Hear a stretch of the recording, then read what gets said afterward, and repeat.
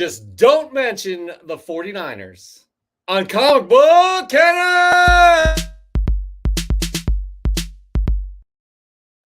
That's right. That is for Chris, his mental well-being. Let's not mention the 49ers in this broadcast at all today. Hello. We are here on a Friday night again. Comic Book Canon is back, and it's not a Comic Book Canon without my good friend, my co-host, my partner in crime, Christopher. How are you, buddy? You're telling everyone not to mention it, but you had to go ahead and mention it. Listen, I just mentioned it twice. You just mentioned it again. Okay? So let's just try not to mention it. And we're calling it it. I haven't even said anything since then. So let's go. It's a night for unity in the community. So let's do some things. UNITY. Absolutely. All right. Here we are. Friday night. Comic Book Canon. Chris, how are you? I'm going to be honest with you, man. I've had better days. It's been a tough day. I'm pushing off this headache. But after doing my Friday night live and just seeing all the wonderful people there and coming here, being with you and a wonderful special guest and all the wonderful people in this chat, I will say I'm feeling a lot better. That honestly, by the way, Tommy Fleming, what did we say? Tommy boy, what did we say? He just did it. Okay. By the way, do want to mention real quick, there's actually we got a few announcements here. We do have Bronze Age Nerd here, and that is the wrong tag right there, so don't mind that. But we have Bronze Age Nerd in the house. We are trying to reach 1,000 subs, guys, to give away some amazing slabs. Am I right, Chris? So if you have not subbed us up, like 100 pounds of slabs. Is it 100 pounds of slabs? You said? It's not that much. Don't quote him on that. But we do have some slabs coming your way, or somebody's way. Not everybody here. We can't guarantee that. So sub us up, do all that stuff. Tell your friends. We are terrible self-promoters, and we've been talking about this 1,000 sub thing, and Chris and I really haven't done much because we all have this other stuff that's going on with our lives. So anyways, those are the two announcements we have. We're just going to get started right into it, Chris. We had a few tidbits of news this week that we can get a little bit excited about. Am I right? Tell us. I think so. I think so. And it might bring out the FOMO. But first on the list, folks, Sony doing things. We have Sony officially eyeing Dakota Johnson for their live action Madam Web. Since yesterday, Deadline officially broke the news that Sony is in talks with the 50 Shades of Grey actress Dakota Johnson to play the role of Madam Web for her upcoming solo film. Now, don't get this twisted, because while the casting itself is not officially confirmed by Sony, Deadline confirmed that they are in talks currently, which is looking more than promising for this to stick, to be quite honest. We do know that Madam Web solo film is officially on the books at Sony, which will be part of the Sony Universe Marvel characters. No. Not Wait, the Sony Universe Marvel. That's like some. I know the sump. If we had there you go. That's the sump. The correct Sony pronunciation. Good work on that. Not a great acronym. Sony Universal Marvel characters, folks. This is basically the universe for all of their Spider-Man related characters. Unlike what many non-credible sources are reporting, folks, this is not a casting for or by the MCU whatsoever. Now, this doesn't mean that Sony and Marvel won't, later on bring Madam Web over via any upcoming crossovers, team up with Tom Holland, Spider-Man, something like that. Obviously, that can definitely happen, but this is Sony's baby. And Jeff, when this dropped, I did a video reporting on it last night on my channel. A lot going on here. We're already seeing a lot of books spiking. For those that don't know, Madam Web's first appearance is in Amazing Spider-Man 2010.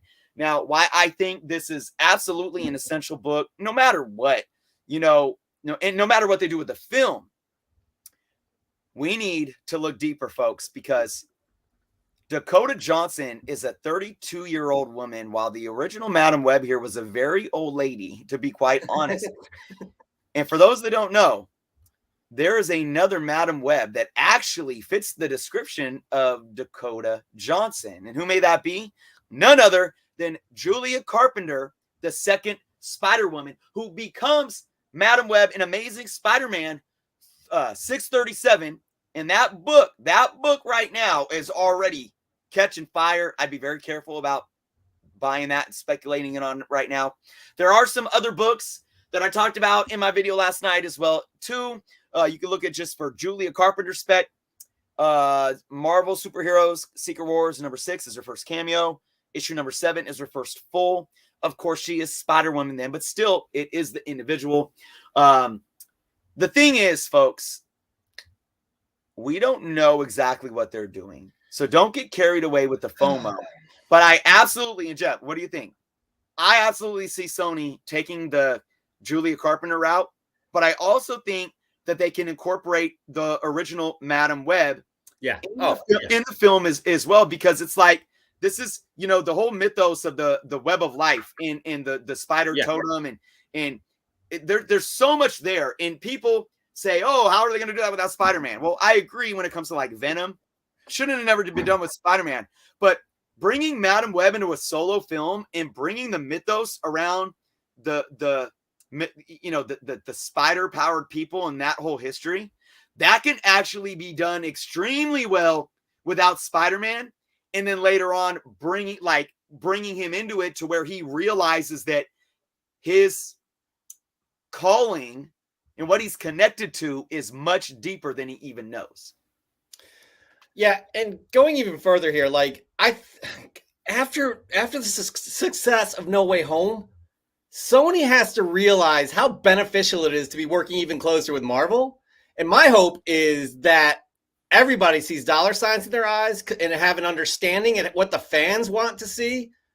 An integrated universe here, right? Not something separate in a faraway universe, which, you know, obviously at the end of No Way Home, they kind of alluded to with what's-his-face, Eddie Brock just popping out of out of that universe. So I'm hoping that we get to see more integration and we get to see these characters work the way they work in the comic books, because, you know, you do have these contracts. Marvel sold the rights to Sony a long time ago. It's benefited Sony. It's going to be really difficult for Marvel to get those rights back. It's going to be on par with acquiring a property like Star Wars. They paid $4 billion for that. Now we're talking one character. Well, not one character, but also the family of characters as well. So that's what I want to see personally. Not sure what y'all want to see. And I'm not really yammering for a Madam Web, but maybe there's a bigger story that they're going for here. Right. I don't know. We'll see. I have no idea. I think so. I want to say one thing too, real quick as well, before we move on. Sony wants to continue to show that we have these characters and we can do movies about these characters and we can be successful and make money. But look at the contrast of what the Venom films did next to No Way Home. Under the partnership with Marvel Studios. I think the same thing. I think Sony has to be humble to this fact. They could be strong-headed and all they want, and they own these characters. It's their right. So again, I absolutely think they could do this right by doing these standalone films, starting with the Madam Web, having success, building them up, and then when it gets built up, bring it over to bring it over to Kevin Feige and Marvel Studios and bring Tom Holland into it. And then you have this big, even bigger, massive combination of those universes that works even more for all of the fans to get on board with and make a $1 billion plus film and counting. Yeah. I mean, it's easy. It's not easy with all the legal work and, coordinating agreements and shit like that, but it's easy. By the way, Ray Quinzel, good call. Jamie Lee Curtis is Madam Web. I think that would be an excellent casting right there. As the original one, yeah. I got to call out Caleb Leland, aka Cable. He got it. It was supposed to be Empire, but he got it early in the show. It is, in fact, Return of the Jedi. You win nothing, but you do win. Thank you, Caleb, for paying attention. All right, moving on. Chris and I have decided we're going to try and, push things along like we used to in previous shows, like in the earlier iterations. We're excited about all these topics, so we find ourselves talking about them more. So, even more news this week. This is getting really exciting. That's right. We got new the Batman character posters with exactly 28 days out from Matt Reeves' The Batman. The hype machine has started, and we are here for it. would you please check out these amazing posters for the Batman? I mean, Robert Pattinson's Batman right here with all of the Riddler marking up there, unmasked, the truth, blah, blah. I mean, it's like in a sniper kind of rifle kind of shape. We got Paul Dano's Riddler. We've never seen a Riddler like this before, have we, Chris? No. A lot of things we can comment on that. And then finally, I mean, is this Colin Farrell for real? Is this Colin Farrell? I know. Are they trolling us? I mean, come on. That makeup artist deserves the award right now. Deserves the Academy. That is incredible. Absolutely incredible. This movie cannot come soon enough, but it is the next comic book movie. It opens March 3rd. So super exciting. By the way, Chris, in other news, damn it, I don't have the image either. That makes me angry. But in other news, Robert Pattinson says there has not been a bad Batman movie.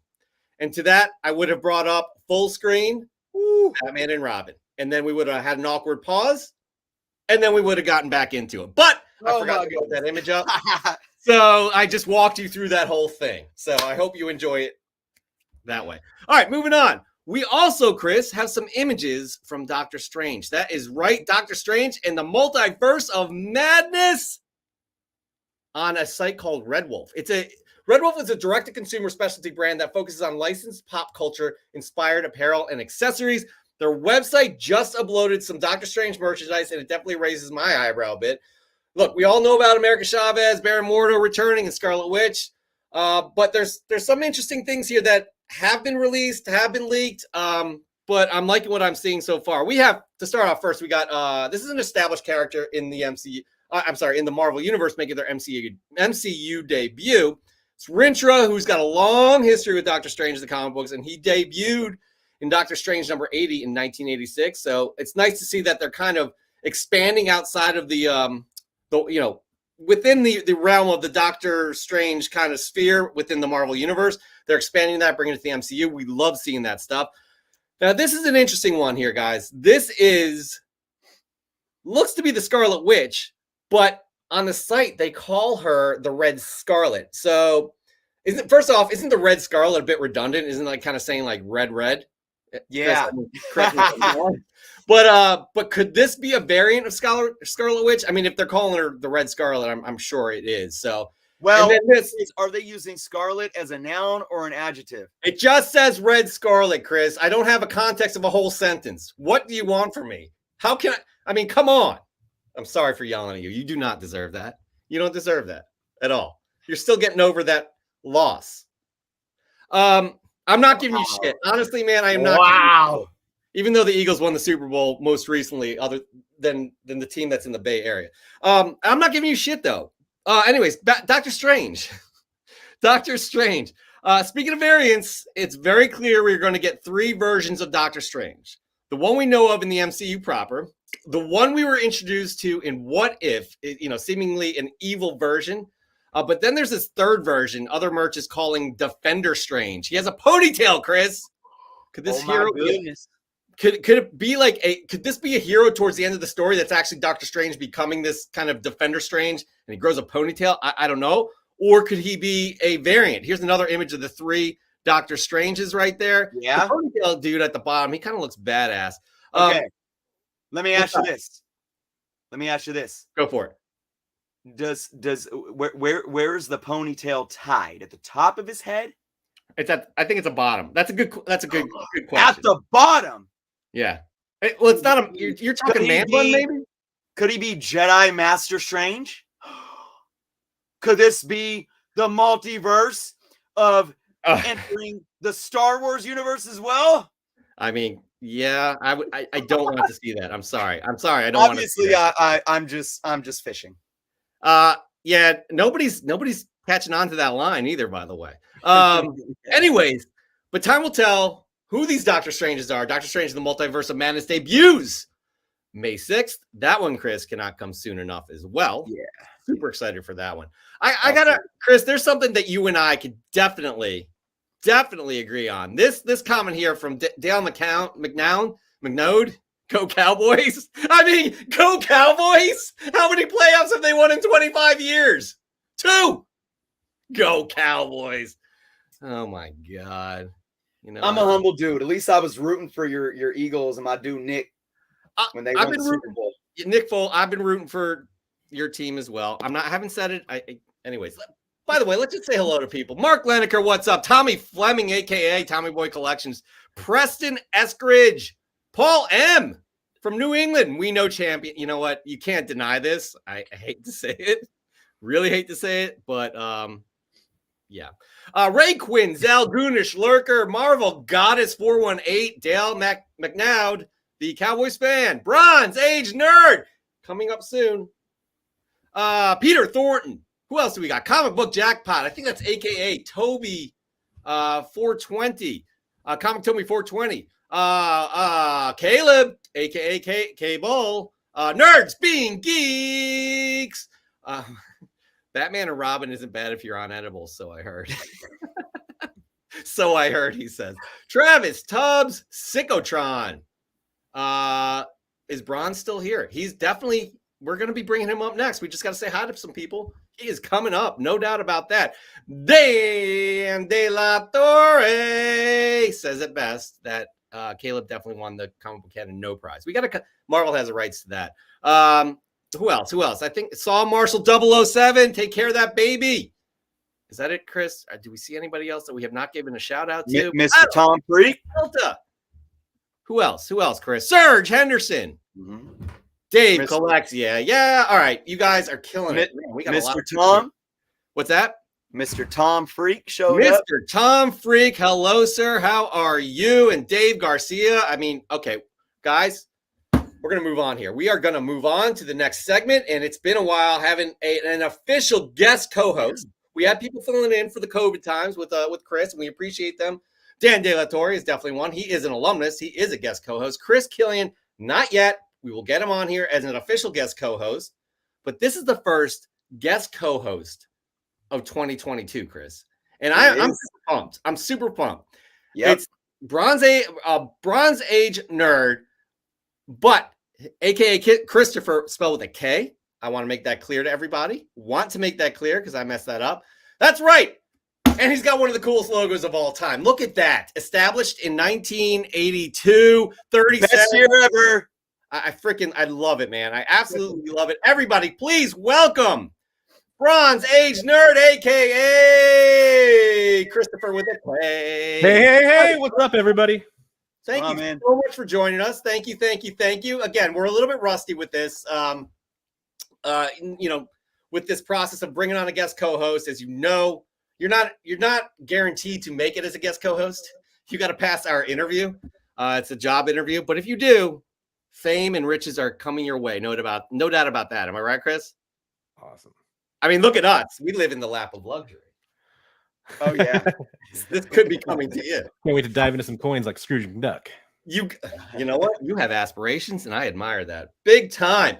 Okay, so Chris usually heads up these interviews, and he's pretty hardcore, but he likes to start off with a few softballs. So Chris, let's take it away. First, before we do though, Bronze Age Nerd, you do have a YouTube channel, and I want everybody to know that is down below. Please click on the link and subscribe. Subscribe to us too, but also Bronze Age Nerd. Absolutely, no doubt. Go to his Instagram as well. I got your Instagram wrong. I am so sorry. I am.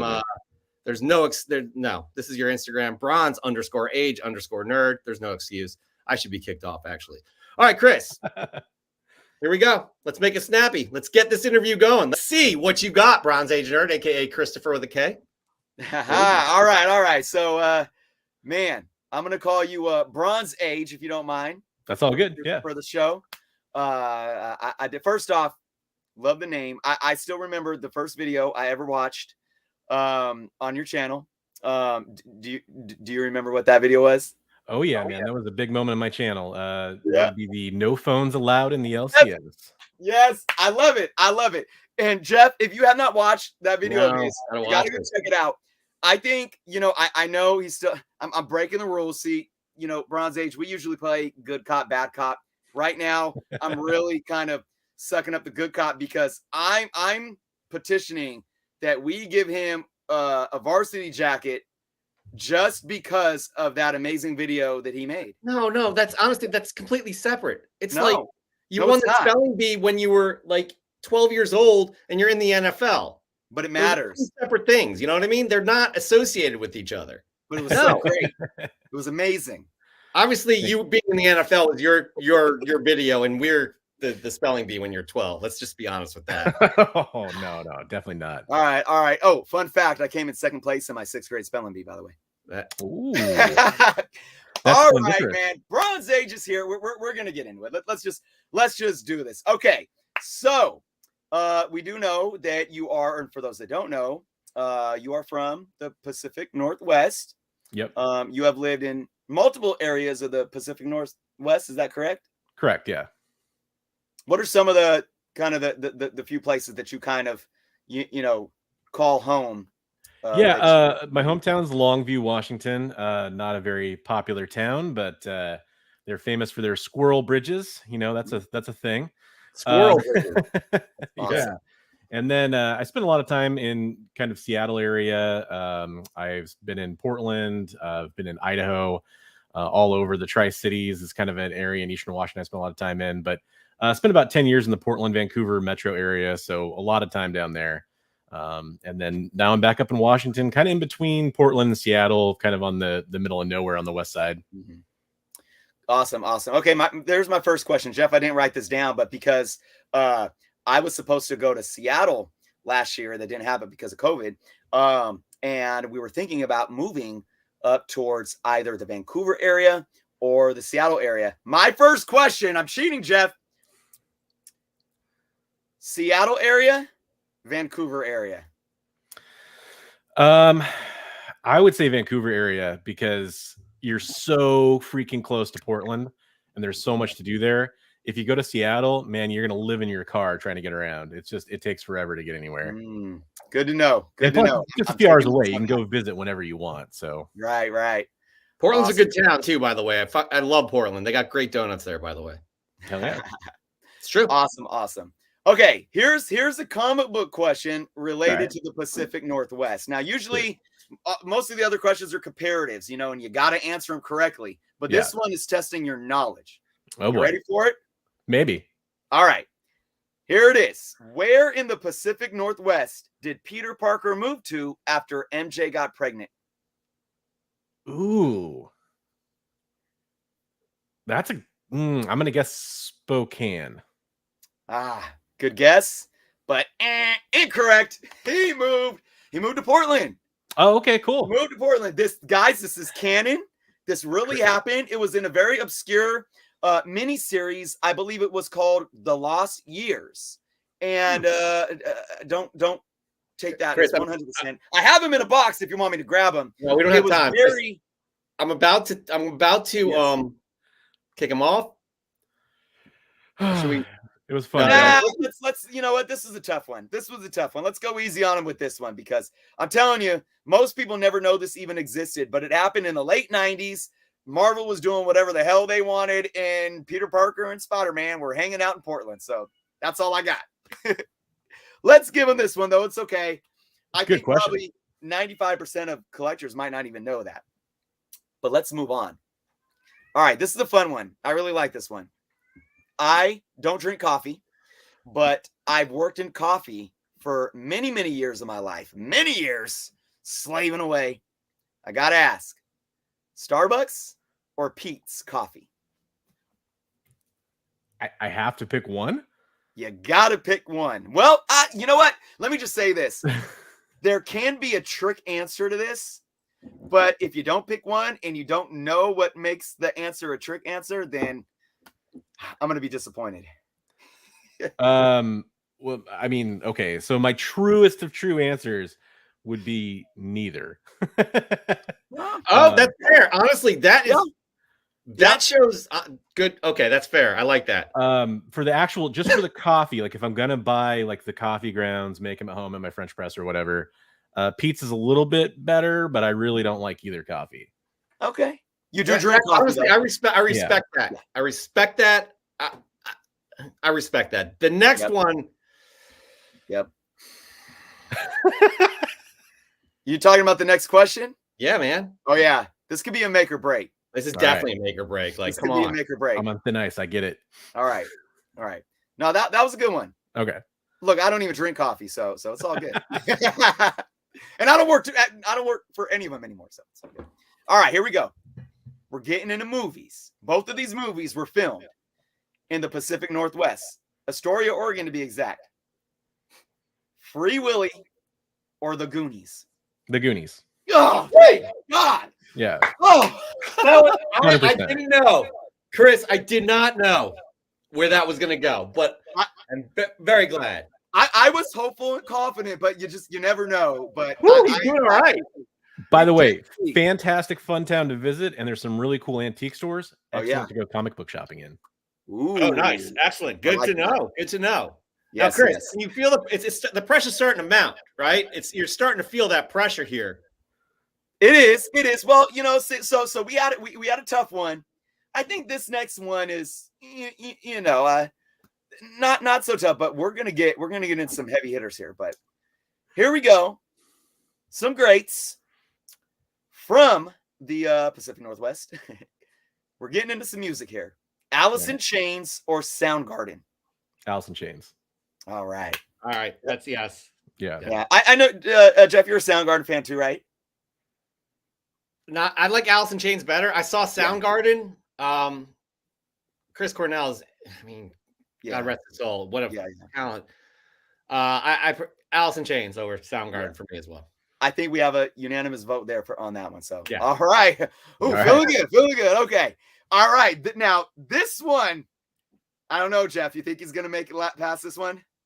I don't know. I don't know. I'm like biting my nails here. All right. Here we go. This is, we're talking about, this is serious. We're getting serious. Yeah, this is serious. All right. Game face on, man.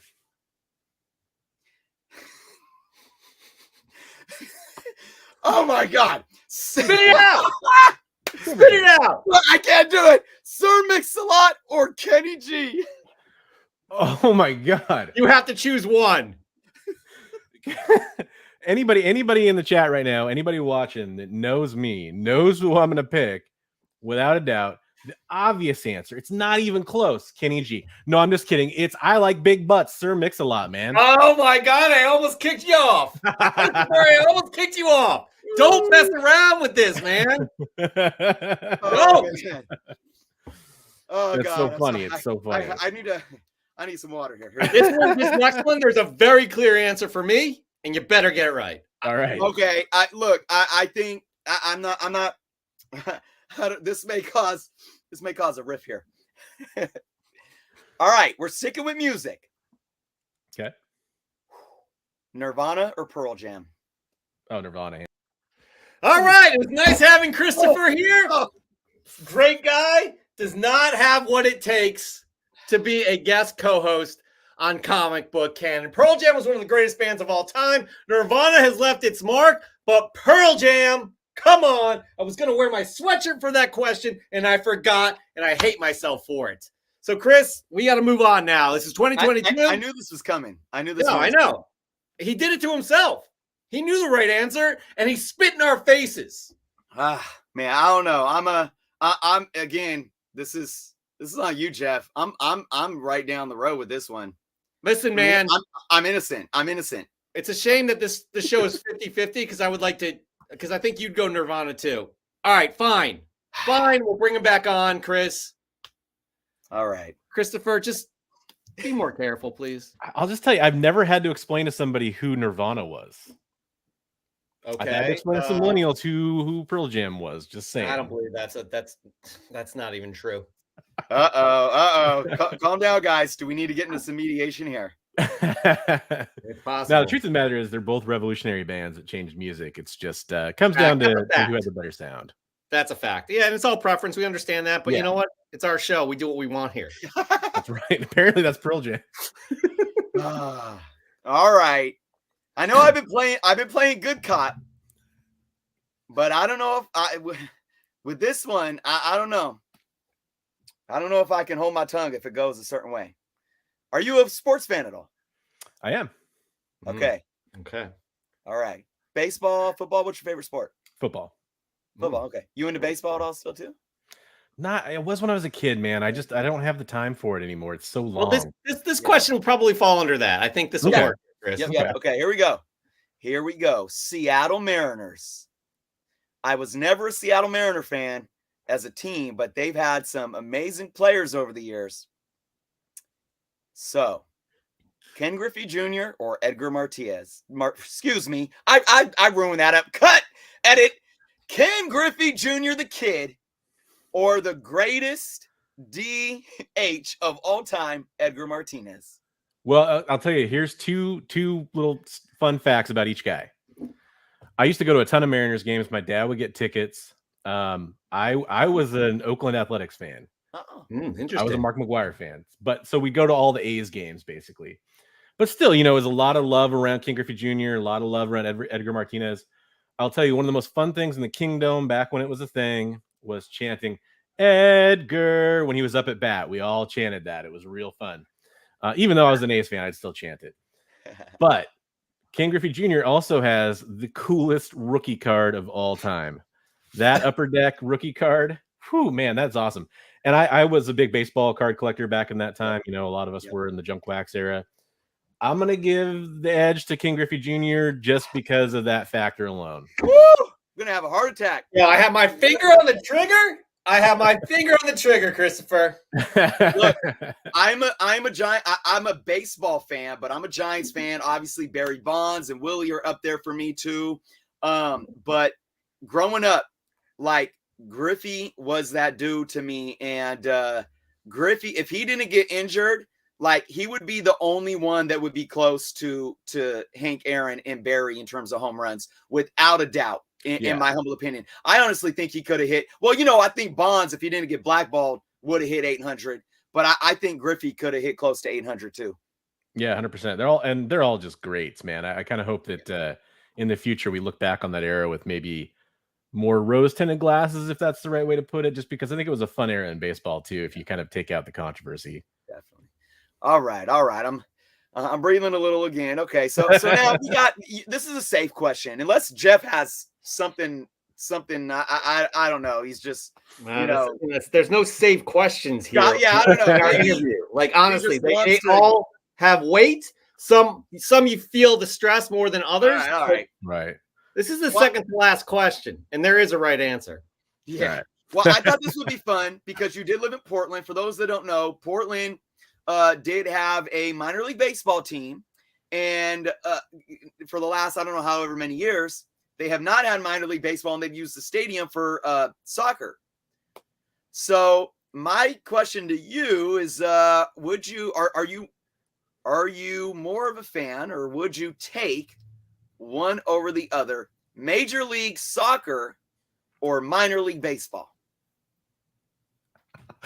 Well, I can read the room a little bit about where this is going to go, but I got to stay true to my heart as somebody who has stood in the stands and cheered on my Timbers, my Portland Timbers, who are a Major League Soccer team.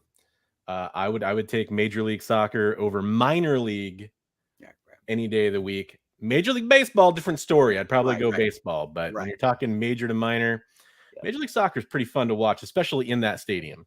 Okay. Final answer? Final answer. I wanted to kick you off so bad, but I agree with you. Damn it! I'm still here. Damn it! I'm not a soccer fan at all, but there's 5 major sports leagues in the United States, and MLS is the most recent out of all of them, and needs the respect. I agree, and even though I'm not a fan, I'm not going to hate on it. So I appreciate you staying true with your answer there. And you go to one MLS game, it's the most unique sporting experience you'll have out of all the other sports. I'll tell you that right now. Especially the Timbers, the culture with the Timbers. Come on. I mean, I've never been to a Timbers game. I've seen what it looks like. Every time. So if you don't know, every time they score a goal, they take a chainsaw out and they saw off part of a log. It's so cool. And then they pass around that round. Having that round give it to the guy that scored the goal, right? Dude, yes, it's great. That's cool. Awesome. All right, we got to move on because here we go. Yep. This we is got it. One more. Wait, time out. Do or die time. I'm having a bit of anxiety, Jeff. How about you? I'm okay. I'm sweating. All right, here we go. So, Bronze Age, you just let us know that you were an A's fan growing up. I was born in Oakland. So that's awesome, man. You're living in the Pacific Northwest, but you're like, man, this Oakland team is something. So let's look at football. Okay. Football question for you, man. I'm scared of where this might go, but here we go. Seahawks or 49ers? Oh, man, that's easy. That's easy. And you're going to like this answer. It's the 49ers. No way! Yeah, dude, I'm a Broncos fan. You're your way onto the show, are you? I'm a Broncos fan. Fuck the Seahawks. Go. All right. We got to put you on a lie detector test. He's scared to get kicked off. No, man, Super Bowl 48 was a traumatic experience for me. So it's funny because being from Washington before that, I always said, okay, like I'm kind of a co-fan, like I like the home team, but Broncos are my team, right? And then that happened. That was like my nightmare scenario because ever since the division split up, it was kind of safe, right? And then it was like, oh shit, okay, well, I'm still a Broncos fan, true and true. And then that game just, from that first snap with it, going for a safety out the end zone, that was a very rough. The only thing that made up for it is Super Bowl 50, winning the 50th Super Bowl, seeing Peyton ride out like that. That was the only thing that made up for it at all. But still, it's Seahawks, man. It's a rivalry for life now. Wow, man. I thought this is one of the most shocking interviews we've ever had. Yeah. It's funny though, because if you listen to my teams though, just keep in mind I am kind of a Northwest guy. I do still like the Trailblazers. I do still like the Timbers. Just a couple other teams. I just liked other sports, other places better, basically. Other players is really what it was. Yeah, right. I hear you, man. All right. Jeff, I'm feeling good. I don't know about you. He got kicked off once. But he clawed his way back. I've never seen somebody claw their way back the way he did. Yep. Yeah, seriously. Christopher, congratulations. You are officially a guest co-host of Comic Book Canon. You have one of those Comic Book Canon varsity jackets that will never produce. It's coming your way if it ever does get produced. You will continue on with us on this show. This show is as much yours as it is ours.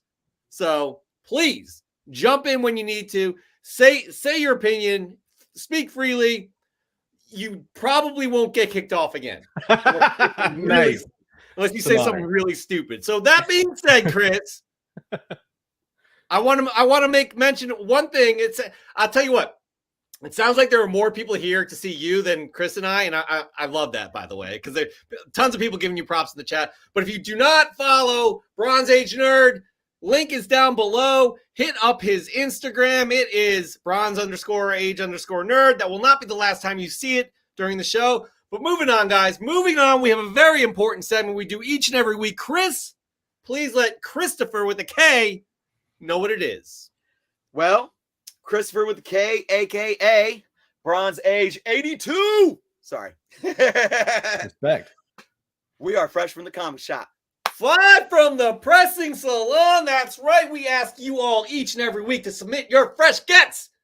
They could be 2 days old. They could be 30 years old. If they are fresh in your collection, we want to see them.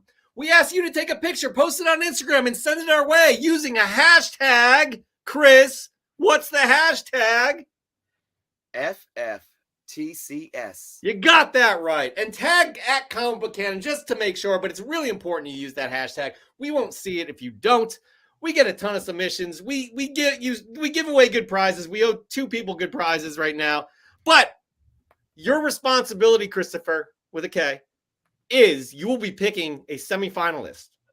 And it's a heavy burden, Christopher. I want to call you Chris. Can I call you Chris? Yeah, absolutely, man. I'll still say with a K, though.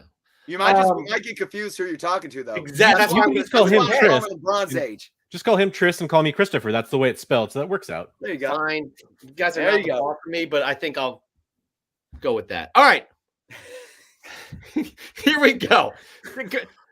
Chris Journos, please let everybody know what criteria we're looking for. Also, so Christopher with a K knows as well when he's making his judgment. You're complicating things, man. You're complicating things. No, I'm just kidding. All right, guys. You want to submit your books. You want to submit your fresh gets. First off, you got to make sure that you download the IG. You know, the IG, the IG. All right, the gram. All right. Is that what? Never mind. The egg. The egg, baby. All right, guys, we're looking for some strict criteria. All right. We want you to take a nice shot. Composition matters. All right. We can't, really gauge the book if you don't at least do something fun with the composition, have some good lighting on it, throw some creative, props in there, something like that, right? Get creative with it. We're looking for uniqueness, whether that's uniqueness of a book. Maybe it's something that we never seen before, an obscure issue. Maybe you have a unique story behind it. You did something with your son that brought him into the hobby, or just something totally crazy and wacky. All right. And shoot, am I missing anything, Jeff? I always feel like I'm missing something. I'll just reiterate real quick. Presentation matters. Nice composed shot. A unique book always helps. Oh, yeah, there you go. Story weighs very heavily, though. Something that means something to you. Tell us a story. That can go a long way. So right there, Christopher with the K, we're going to get started, man. And you better be taking notes, because you may piss some people off if we find you're sleeping, not paying attention. There may be more. There may be another quiz coming your way, and we may have to kick you off. And then that means Chris and I have to come up with the, again. But anyways, go ahead. We trust you. Look at this. Jeez. Wait, hold on. What do you got there? What do you got? I got a Post-it note. He's ready. You know what? Honestly, man, that's the way to go. That's what I do. That's what I do every Friday too on Comic Book Canon. We don't have to do that this week, Chris. We don't have to take notes. All right, moving on. Here we go. We're going to start it off. And Christopher with a K, I just want you to know, when Son of Comics, when he sends in a submission, he always gives his stamp of approval of the book by using the Red Hulk. That's always a stamp of approval. So right here in the foreground, you see the Red Hulk in front of Adam, the Legend of Blue Marvel trade paperback. He says, I'm adding this trade paperback to my Blue Marvel collection. Guys, this character was super hot last year because there's a lot of rumors that maybe he'll make the MCU. But these books are still, it's under the radar, back under the radar, but they are still so expensive right now. And if and when he does make his appearance, by the way, it's a great story too. If and when he does make his appearance in the MCU, good night. These books will be hard to obtain. I'll tell you that. They're scarce, and it's a great story. That's what I'll say about that. So that's one submission. Just letting you know, there's many, many more. Christopher with a K. Got it. Okay, just letting you know. All right, next up, we got Into Oblivion.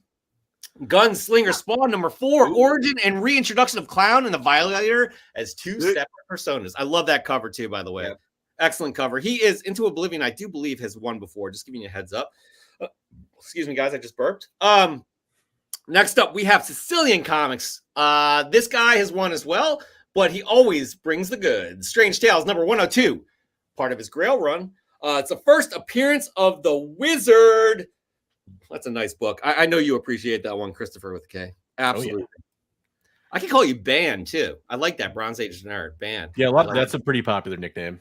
I like that quite a bit. All right, moving on. We got Nukes Comics. Nukes loves him some Spider-Man.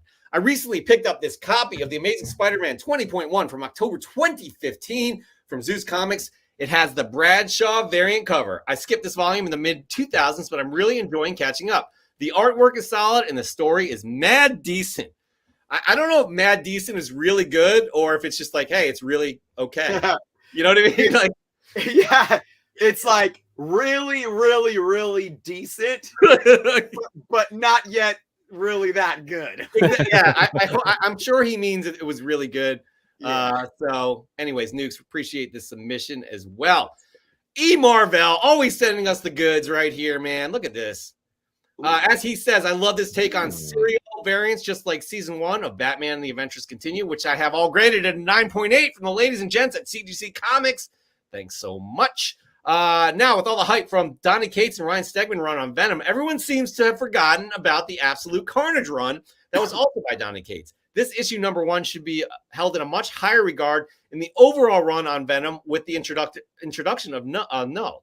It seems that people have forgotten that Carnage during this particular run was actually trying to become a symbiote god himself by killing former hosts and collecting that particular symbiosis codex.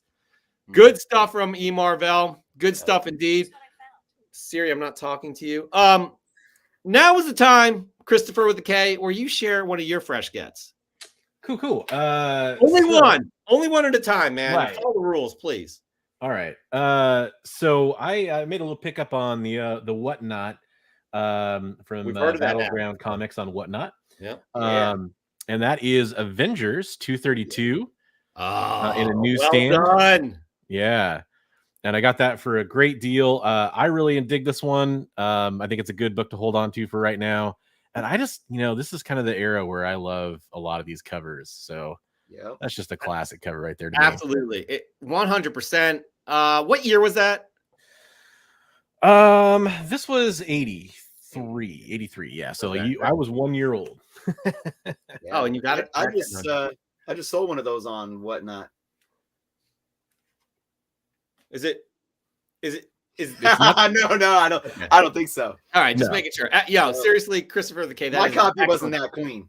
Excellent pickup. All right, moving on. We got the new father. Congratulations again, Saw Marshall 007.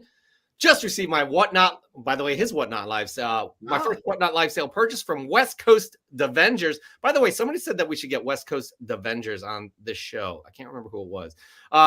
He got it this past weekend. Super thrilled to add Champions #1 to the Speculation short box. I mean, not a bad book to have, by the way, with all of those characters in there. You got Nova, you got Totally Awesome Hulk, you got Miss Marvel. Who knows? Maybe we can see something like that in the MCU.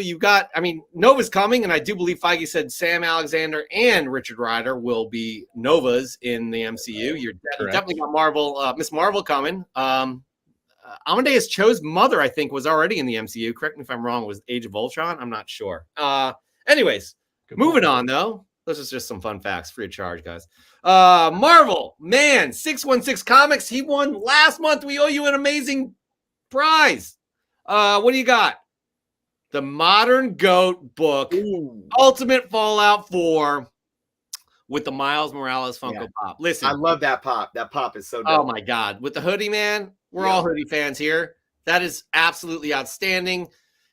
By the way, Christopher the K, he has an amazing comic book room. Absolutely amazing. And it's not being shown off here, but that is absolutely, it's fire. No doubt. No doubt at all. All right, Christopher. Rock the hoodie. Journos. What do you got? Or you can call me Oni. It's all good. Well, people are going to get confused. That's your variant. We have so many names, all of us, just except for Jeff. You do call me shithead too many times. However, I continue to respond, so it's my fault. All right. Well, since Bronze Age was talking about Scrooge McDuck, I had to bring out some fun. DuckTales #1. There you go. Yeah, this is the first appearance of Launchpad McQuack. There he is, Launchpad McQuack. I just recently talked about this in a video as well. I think that this is just obviously nostalgia galore for folks around our age. Love the DuckTales series. I still have the legend. What was it? The Treasure of the Lost Lamp. The DuckTales movie. I still have that on VHS. So I rock with DuckTales all the way. I love these, any of the Disney stuff from the 80s and early 90s is super awesome. I collected it a lot as a kid, but I never had #1. So I finally picked this up in a nice looking copy. Yeah. Yo, you're getting some props here on that. Absolutely 100%. That's a good pickup. I just want to let you know, Christopher with a K, we are not eligible to win. I know Chris is trying to make a push for it, but we are not. So. Oh, okay. What? Keep that in mind, please. All right, moving on. We got Goonish Lurker. Picked up Silver Surfer. By the way, I love Silver Surfer 50. Absolutely. And I'm not. This is probably shot under a black light, maybe. I don't know. Yeah. It looked quite interesting. Picked up Silver Surfer #50. Signed by Ron Lim for a price I couldn't refuse a few days ago. On the left is Silver Surfer #18, signed by Joe Rubenstein. I won at an auction a couple months back. On the right is the return of Silver Surfer by Ron Lim and former collaborator Ron Mars. Thought this would be a fun trio to showcase. Plus, I've been on a Silver Surfer kick. I love how the return of Silver Surfer on the right just kind of it's an homage to the Silver Surfer 50. I love that. I absolutely. Yeah, total throwback too with the 90s Marvel Comics logo and and everything. Hey, Awesome. real Awesome. quick. Yeah. Let's bring that back up. I mean, I think he's already creating a very atmospheric outer space vibe. Mm-hmm. Well thought out. Yeah, and if you look at the covers, especially the Rebirth, the whatever that is, carpet or tapestry, I don't even know what that is. It really goes well with the stars and nebulas and everything going on in that cover. But also it reminds me the carpet, tapestry, whatever that background is. It also reminds me of that recent, it was a couple volumes back. I forget the artist's name, but he's that very unique artist that did the Silver Surfer run. Trad Moore. What's the name? Trad Moore. Again, I don't. Trad Moore. I'll Google it right now. Let's do this. From Silver Surfer Black. No, it was from before. He's got an interesting style, Trad Moore, no doubt. Yeah. It was the one before that. It came out in I think during Marvel Now, somewhere like 2014 or something like that. Oh, I know who you're talking about. Allred. Is it Allred is his last name? I know exactly who you're talking about. Yeah, he has an interesting style as well. Yeah. Just very, very reminiscent of that because it was a lot more. I don't want to say cartoonish, but a little more abstract. If that makes sense. Let me see if I can find this. Yeah, Mike Allred. Yep. There you go. Okay. Yep. He did Mad Men. He's done a lot of stuff. He's definitely got a unique style. But I'll tell you what, for me, and I think the two of you guys are going to agree, Silver Surfer, the artist that I associate with Silver Surfer the most is Ron Lim. No doubt. That's what I feel like I grew up on. I don't know about you guys. I know there's classics like Kirby, obviously. You can't touch Kirby, but the ones that leave the most impression on you are the ones when you're at an early age collecting. For me, I don't want to speak for you guys. I apologize. That was not fair to you guys. I have multiple Silver Surfer books signed by Ron Lim, so I'm with you. Yeah, excellent. He's just a great art. I mean, for me, that's the Silver Surfer artist. All right, moving on though. We got Carkham U.S. Fantastic Four, Volume 2, Number 4, a beautiful Fantastic Four cover with Black Panther by Jim Lee and Whilce Portacio. Trying to complete my Fantastic Four run. This is my fresh get. By the way, I think he showed some artwork on the inside. I didn't collect during this era, but my God, that Jim Lee art on that Fantastic Four is just gorgeous. Yes. Absolutely gorgeous. So I just want to say that. Guys, it's my turn, okay? And it was a very uneventful week for me in terms of my comic book collection. Boring stuff, but you guys all know I'm high on this series. I finally got this in the mail. I forgot I ordered it. But this is a variant edition for Star Wars High Republic number 12. You got Avar Chris right there against a Nile kind of person. I'm not sure who that is. I am like 5 issues behind, but I enjoy this.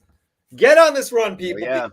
Disney will be definitely producing content, small screen. Video game is already announced. So this is phase 1 still. Is about to end, I think, in April. Phase 2 starts 150 years before phase 1. So Star Wars, am I right? And then we'll have 3 that's after phase 1. Stop knocking your Star Wars pickups, man. Anything Star Wars. Thank you, Chris, for caring about me. All right, moving on. Who do we got next, Chris? Who do we got next? Christopher with a K. We got Cover Junkie Comics. Now, here we play this game every week, Christopher with a K. Cover Junkie Comics. He started collecting comics recently, right? And his Grail run is to pick up all Doom Fantastic Four covers, right? All. So you don't know him that well. You'll know him afterwards. So Chris, this is the game I play with Chris, my Chris. Is it a Doom cover or is it something else? Well, Jeff, just to add a little context, remember what he said recently. He said he was trying to branch out. So that's made this choice become even more challenging. Christopher with a K, I'm not putting you on the spot. I'm putting journos on the spot.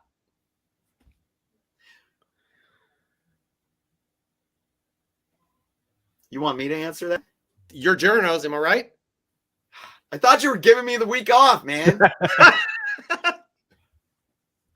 All right. I guess last night,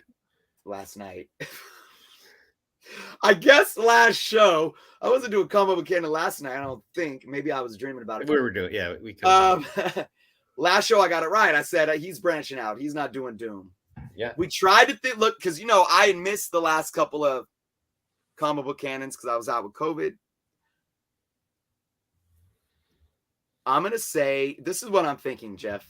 Go ahead. I'm thinking he has more than one book. And one of them, he does have more than one book. That's a fact. One of them is Doom. So, final answer? Yes.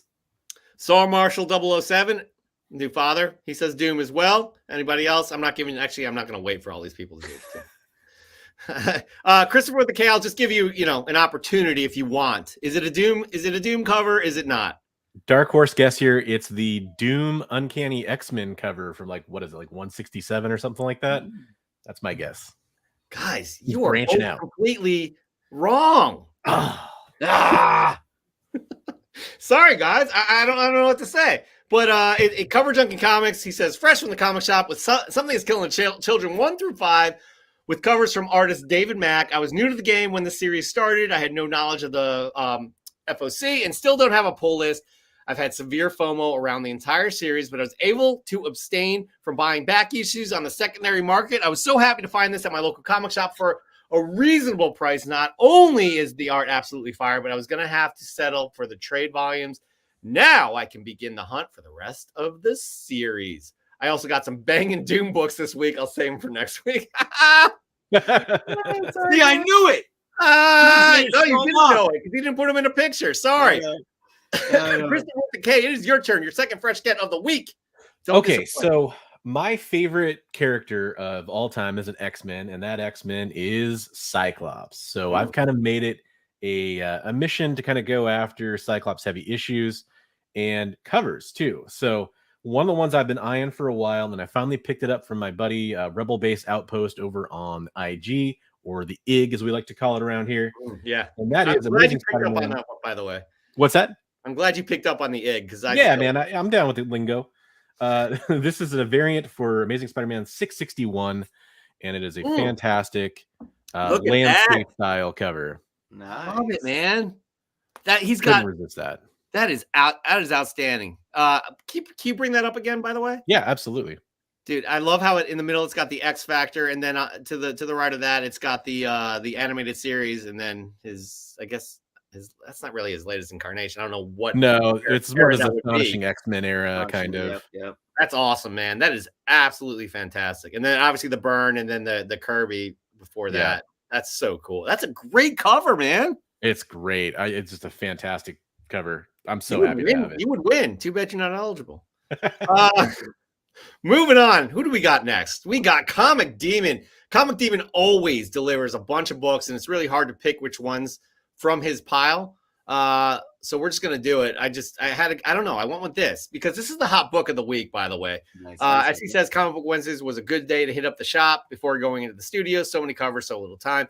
The hot book of the week was Spider-Man 88 with the first appearance of Goblin Queen. This is obviously her first cover appearances as well, and those two bottom issues. Good stuff there, Comic Demon. He picks up a variety of things every week. All right. We got good friend of the show, Union Josh Comics. Sorry, I had a burp, guys. Sometimes you just got to let it out. It's time for Fresh from the Comic Shop. A while back, I picked up Marvel Super Action Volume 2 on the right. It includes a reprint of the first appearance of the Squadron Sinister. I've always had a soft spot for this team of baddies / goodies. Basically, Marvel's Justice League with no moral compass. Nighthawk being my favorite member of the team. So now I can say I have the original Avengers Volume 1, number 70 on the left, the first full appearance of the Squadron, and I've got to say the original cover is better. I hadn't noticed that they covered Hyperion's legs in the reprint. Now I can own a piece of history. Good stuff. Good stuff indeed. Union Josh, he's always bringing some good stuff. Next up, we have, and he's friends with Union Josh. I think they have this thing going on. I'm not sure. So Comic Hunter 73, top variant Thursday for Marvel 7080, fresh from the comic shop, straight from the sales box for Union Josh Comics. Buffy the Vampire Slayer, number 28. Good stuff again. And then I think he's friends with Diecast too. This is like 3 in a row. Maybe they just they're on the phone with each other. Be like, "You ready? Yeah, I'm ready. You ready? Yeah." And send. We have another team that does that too. By the way, Christopher with a K. You'll see in a second. Right. Diecast Cook, dear Union Josh Comics, you'll be happy to know that I finally got an issue of Thunderbolts because it has the Incredible Hulk in it. So this is for Fresh from the Comic Shop and Thunderbolts Thursday. I replied here, guys, asking if I wonder if Nori Jordan has this issue. He replied back saying he has too. No surprise. Of course. He loves his Thunderbolts. Chris, what is your second fresh get of the week? All right. I got my previews orders in. You guys should watch that video because not only am I showing off my books, but I'm giving you guys some tips. But I got a lot of variants. And when I say variants, I'm not buying, exclusives or incentives and paying $10, $20, $30. I just mean if there's a cover B or C or D or E or F or G or H or because, however many variants they have and their cover price, I'll buy them, but I still get that 35% off. But you gotta love some art germ. Yes. Mm-hmm. Not only is this amazing art germ at its finest with some She-Hulk, but it's just got another callback, throwback to the 90s Marvel logo. So just awesome. I got there's art germ brings it, man. A lot of people complain about how his style kind of, after you look at it, it looks too plain. Or I don't understand that at all. Well, he uses kind of, and look, the one that's most guilty of this, to be quite honest, is J. Scott Campbell, and I think he's highly. Yeah. I love his style, but it's just so overdone, and they all look the same. Art Germ kind of gets into that, like he's used the same pose even for a lot of his recent variants, the Supergirl variant and a few others. I think he had a Mary Jane in the same image and very similar face and everything. But look, he's very good at what he does. And just the way that he does the colors as well, it pops. And this one just really stood out to me, and I'm not complaining at all. Yeah, I agree. I think that's a beautiful, beautiful cover. No doubt about that. Comic Book Jackpot is trying to get ahead of things here. I want to know what the top 10 comics of the week are according to real up-to-date stats and data. Well, we have an order here. Am I right, Chris? I mean, it's going to be. We're gonna. Yep. Patience. We'll get into it. You never have to worry about that. We'll get into it. We got to get through this first. Thank you, Christopher with a K, taking on the responsibilities as a guest co-host and calming everybody down. Really appreciate that. 100%. All right, moving on. We got who do we got? Neighbor to the North. This is a great story of community here, by the way. Many thanks to @ComicDude from Comic Kingpins for this Kaiju score 1 in 15. This is part of a trade between him and I that sent books we were both looking for each way. Trading comics within the community is fun and saves both people money. It's not all about selling books to get the ones you want. Sometimes you can help a friend out in the process. This is definitely fresh from the comic shop material and perfect for Top Variant Thursday. I like this story, guys. I like this story. I like everybody working within the community, getting shit done. Am I right? 100%. Thank you. All right. Boom. Speaking of Comic Toby, we'll get to the top 10 hottest comics. We promise. Comic Toby, we promise. All right, here we go.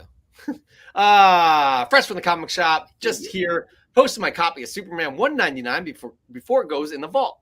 First race between Superman and the Flash. That is excellent right there. I like that pickup for you there, Comic Toby. And I like the fact that you're watching Boba Fett. Or it could be the Mandalorian. But I would think that it's the Boba. Or actually. Same difference. Yeah, Christopher the K, I guess it's kind of pretty much. Moving on, we got Nerds Being Geeks. By the way, follow his YouTube channel. The link is below. It's way below. Bronze Age Nerd, but that's only because he's a guest co-host today. Because Nerds Being Geeks was also a guest co-host. He's an alumnus. Batman 227, written by Mike Friedrich and Denny O'Neil, with interior art by Irv Novick. Classic homage cover of Detective Comics number 31.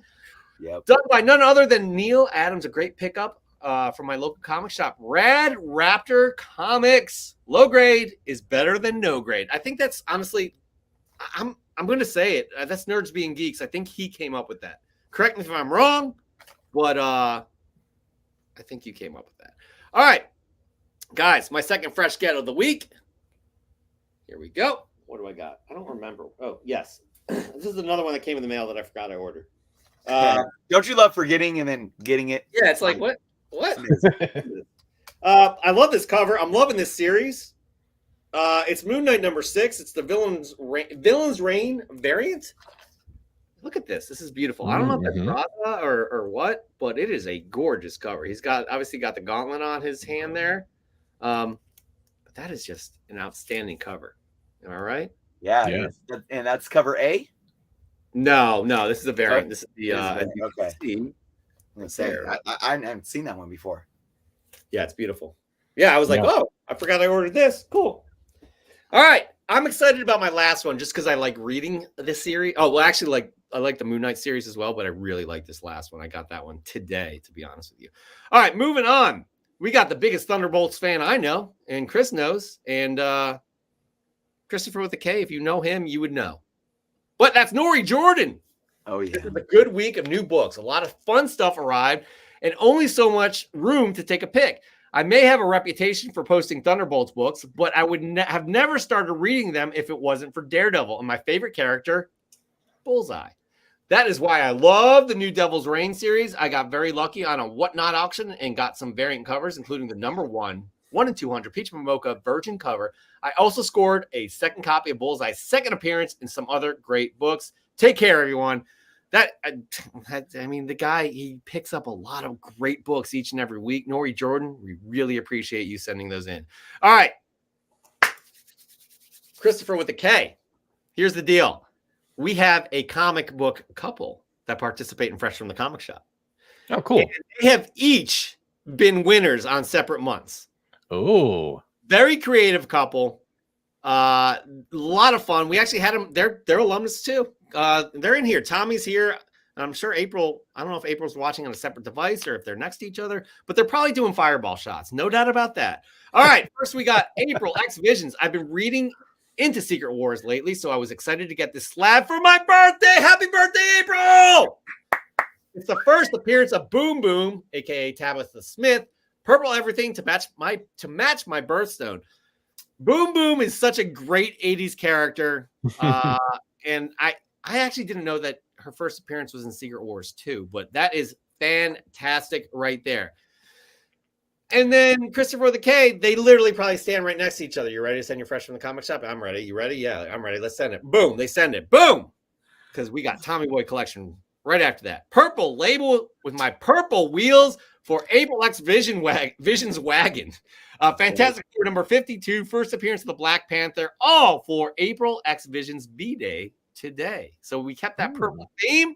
I'm liking that. Again, they tied. This could be the first time I think that correct me if I'm wrong, guys, if you're here, Tommy and April, but this is the first time you guys have connected your themes together.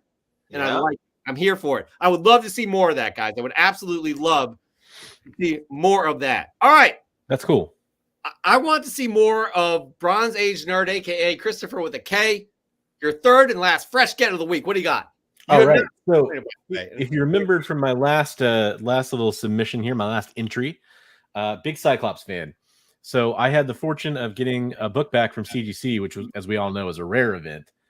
And this is actually my favorite comic book cover of all time. It's a pretty controversial pick. A lot of people. Time out. Say that again. This is a big deal. This is my favorite comic book cover of all time. Okay. And the reason why is because I'm a big Cyclops and Jean Grey fan. And if you're a fan of those characters, you might guess what comic book this is. It is X-Men 137. Oh, God, come on. Yes. In a 9-2. Wow. And I know a lot of people will rip the banner, they don't like it. I get it. To me, that's classic comic books. Yeah. It's part of it. Had to get the custom label on it. I was stoked to get this in higher than a 9.0 because I thought it was going to be like a 8.590. So super happy to have this. This is my pickup of the year so far. Well, that's awesome, man. I just got one that's like a low grade 3.0, needs a press. I'm just happy to own it. That thing's a beauty. Thank you. Chris and I I definitely talk about my love for John Byrne. I say this too, like John Byrne was the first artist that I'm like, wait, these artists are different from one another. When I first started realizing that on my own, he's been one of my favorite artists for as long as I can remember. And I keep burping. Yeah. Sorry, guys. That has nothing related to John Byrne, but I do keep burping. Moving on. Who do we got next? We got C to the G. That's right. C to the G. What do you got? If it's not part of my Grail run of X books, it's definitely going to be some Star Wars. Marvel Comics Star Wars, number 3 through 6. With these, I completed issues 1 through 6, the movie adaptation of Star Wars, A New Hope. Congratulations on completing that one, C to the G. We are very happy for you right there. He did the Star Wars scroll with the pictures. Yeah. With the issues. That's awesome. He's had a few good ones. He's had actually quite a few good ones. All right. Christopher, we are running towards the end of our submissions here. Chris, what is your third fresh get of the week? What do you got? Oh, all right, man. So I've been kind of diversifying it up this week. This is another one I just recently talked about. What did I do? 2 Marvels already? Nope. I did Marvel, some variant. I did the DuckTales. And how about some DC love? World's Finest 169. This is the 3rd appearance of Batgirl. Very nice. There we go. So I'm currently doing a top 50 for under 50 where I'm going over, affordable, little key books to invest in. A lot of second or third best things. Talk about it often. If you can't get the first appearance, go for the second. That's too high. Go for the third. There's a lot more focus on second and third appearances these days from collectors. So this is a nice one. Yeah, that's a great one, especially with how she's going to start getting some media attention with her series coming out. Yeah, that's a great pickup right there and a great call. It's great advice. Second and third appearances are the way to go on a lot of these characters. All right, here we go. So next up, we got this guy. He's not only an alumnus, he is basically, are you familiar with a band called the Beatles, Christopher with a K? Is that like a new rap group? Or? No. They're from like the 60s. They had a fifth member, Billy Preston. Danny Latorre is kind of our Billy Preston. So I just want to throw that out there. So basically, I like what he has here. I really, because I love this character, and I hope we see this character on the big screen. But this is an interesting one because this is a rare book. Here's my fresh from the comic shop. Thor 337, Toy Biz reprint. There are apparently not many of these because many were damaged while kids took them out of the package. I own a raw copy of the actual Thor 337 and plan on buying more. Better Ray Bill, that's his first appearance. And that's just awesome. Especially, 9.0 is definitely hard because kids are ripping it out of a toy box or what have you, whatever the promotion was. And it's hard to keep those nice. So good stuff, Dan De La Torre. And finally, last but not least, we got a guy by the name of Mark Lineker. And I'm going to tell you something, Christopher with the K. This guy brings some knowledge every week. He's bringing decades-old books with some knowledge. He did not do that this week. Monkey Prince, #1 Virgin variant by Zhao Dao, emulates the traditional ink and water painting technique. It was pass up. I mean, he didn't bring the knowledge, but this cover is like outstanding. Look at that. I'm gonna hang that on my wall. Gorgeous. I don't even know how to describe that artwork. Like it just, water painting technique is how Mark, traditional water painting technique. It's just gorgeous. That is just a very unique book. It is a gorgeous looking book. Mark Lineker is not eligible to win because he's won and he donated the book actually.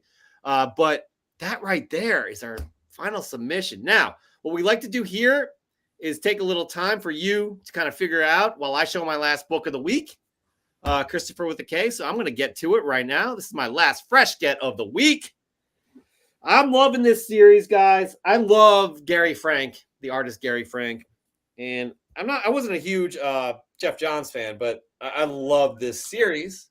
I'm probably 2 issues behind before this came out. I think this came out this week. It's the 80-page giant Geiger #1. I knew it was going to be some Geiger. I love it, man. Look at this cover, guys. Look how old school this looks. Come on. This is a thick book, by the way. It is like, come on. I'm gonna make a what's the word I'm looking for? Confession. I'm gonna confess. Please. I was never a fan of the DC tiles on the top. I mean, of the cover that's of the book. subjective, man. You're entitled to that opinion. Yeah. I'll think a little bit less of you, but that's okay, right? Do you know why? Do you know why they did that? No. Because they thought it would allow them to stand out when they were having to shuffle through the books to see that tile on the top of them. Oh, interesting. Okay. All right. It was more of a marketing move rather than having anything to do with the art. Well, then the Marvel Comics group that were at the top of the Bronze Age books, for example, and for Marvel, kind of the same idea. Yeah, Right. definitely. I mean, I kind of like that old school feel and look, to be honest. But again, to each his own. To each his own.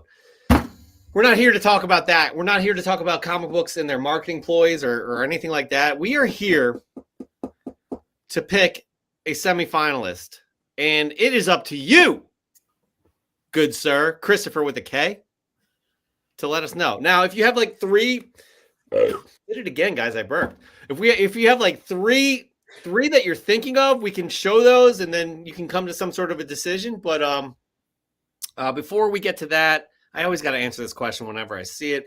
Nerds being geeks, I got Yingling in hand. Very happy. Love me some Yingling. Oldest brewery in America. So, anyways, let's get to it. Christopher with a K, how you feeling, man? Feeling good. Those are some awesome submissions. It was. I'm guilty of going through Instagram and you kind of scroll and you don't really necessarily pay attention. You know, I kind of double tap and keep going. Sure. It's funny how many of those I actually saw on my Instagram. Whoa, that's awesome. Oh, wow. That's great. That's really cool. So some standouts for me, and I'm so sorry I didn't write down names. I wrote down like what the books were. Okay. The Neil Adams with the statue. Nerds being geeks. Let me try and find that for you. That's a good one. He is not. Is he eligible? I can't remember. I cannot remember. Yeah, he's still eligible. He was a semifinalist, but okay, there we go. Right there. Boom. Yep. I mean, I remember looking at that and thinking that was just a really cool composition, really cool pairing there. The Star Wars, the opening credits crawl, homage, if you will, that was pretty nice. And then I really like the colors, the photography for the Absolute Carnage set of E. Marvell. E. Marvell. Oh, yeah, very good. Yeah, he always does this. He always has some great. He's got, I don't know, his lighting is always great. His setup is always great. His composition is always great. Yeah. And also kind of unique books too. I hadn't seen those before. For a modern, that's kind of rare for me. But I have to say, out of the ones I saw, one hit me for a kind of a sentimental reason. I just got back a disappointing purple label from CGC, and seeing a purple label of a very awesome key book and the purple themed rims just sort of spoke to me. So the Black Panther, first Black Panther submission, that spoke to me. It spoke to you. So what are you saying? Are you saying that? Hey, hold on. No, let him finish. It spoke to him because of all the well done. Well done. So Christopher with a K, you're saying this is the Tommy Boy Collections is moving on to the semifinals? Yeah, I gotta give two more quick shout outs just to recognize some awesome ones. Sorry, I did this out of order here. I need to tell you something. Okay. Yeah. He's not eligible. Well, good. We have a couple more that I can go over here. We'll just show them real fast. Let's do it. The Daredevil collage. Nori Jordan. Nori Jordan. Where are you, buddy? There you are. I think it's nice. It's a fantastic collection of different books from different eras. Yep. Yeah. And then the Champions book, actually. One of the second one we showed. Second or third. What do we got for Champions? I cannot remember who that was. Who was it? It was. Oh my gosh, guys. Holy cannoli. What is going on here? I need another beer. Shit, who the hell was that? Who was that? All right, hold on, guys. I got you. Keep talking. Let's not have any dead air here. I'll give one more shout out. The Marshall was nice too. Marshall. Oh yeah. Should have known that. Boom, right there. There we go. And this one, it's just kind of funny because I know those BCW boxes. It was just a really nice use of using those for like a background. Yep. I appreciate that. So with the purple label, even though that one is my spirit animal right now because I got an X-Men 212 back in a purple label for light color touch on the cover. Anyways, if that can't win, I got to go with the composition, the saturation, the uniqueness of the Absolute Carnage submission from E. Marvell. He's moving on to the semifinals again. He's never a bride, always a bridesmaid, I think, or something like that. I don't know. Congratulations, E. Marvell. You'll be going up against our semifinals last week. Excellent stuff. Guys, this was great. This was a great submission. Christopher with the K, thank you for appreciating everybody who did submit. This was a great Fresh from the Comic Shop. Real quick, once again, Chris, one more time, if you can, let us know how to submit to Fresh from the Comic Shop. Get the egg, get the IG going. Make sure you hashtag FFTCS right down there. Where is it, Chris? Right there. Make sure you tag us at Comic Book Canon and don't forget the criteria: composition, presentation, unique story, and uniqueness of the book, and all other unique qualities. Make it saucy, baby. Make it saucy. Make it saucy, no doubt. And right there, that ends Fresh from the Comic Shop. We'll have a head-to-head vote this week. Be on the lookout on the Instagrams. By the way, if you're not following us on Comic Book Canon, you're not going to have an opportunity to win the cool slabs that we have for our 1,000K or 1K, 1,000K. That's a lot of K. That's a big number. That's a million. Our 1K. Our 1K sub contest. So please subscribe to us. Please subscribe to Bronze Age Nerd. Link is down below. Please follow him on the Instagram. The Iggs. Chris, right? The Igg. The Iggs. Hold on. I got it right here on the Iggs. All right. But moving on, guys. We do this each and every week. Comic Toby 420 is really looking to it because he was like, guys, let's move on from Fresh from the Comic Shop. Can we please? He's like, can we please get to the top 10 hottest comics of the week based off of cover prices data? That's right. Real sales data. Not Chris and I coming up with some arbitrary list. It's like, oh, I think this one's number 3. No, I think this one's number 7. No, it's real sales data, guys. And that is how they come up with this list. They come up with this list on a Monday. Our show's on a Friday. We like to go over the top 10. But then Chris likes to pick his 3 most interesting books of the week. Interesting does not always mean good. And he gets into it. He gets into the nitty-gritty detail. Are we ready, guys, to go over the top 10 hottest comics of the week? Christopher, how about you? I'm good, man. Let's keep going. I prefer more like, can we please proceed? Or please proceed. You may proceed, sir. That was good. That was very good. Thank you, Christopher with a K. Here we go. The top 10 hottest comics of the week. We got at number 10, Black Panther. Number 3, The Torrin Clark. 1 in 25. First appearance of Tosin Oduye. This book is just insane. I'm not sure if you guys can follow. I don't know.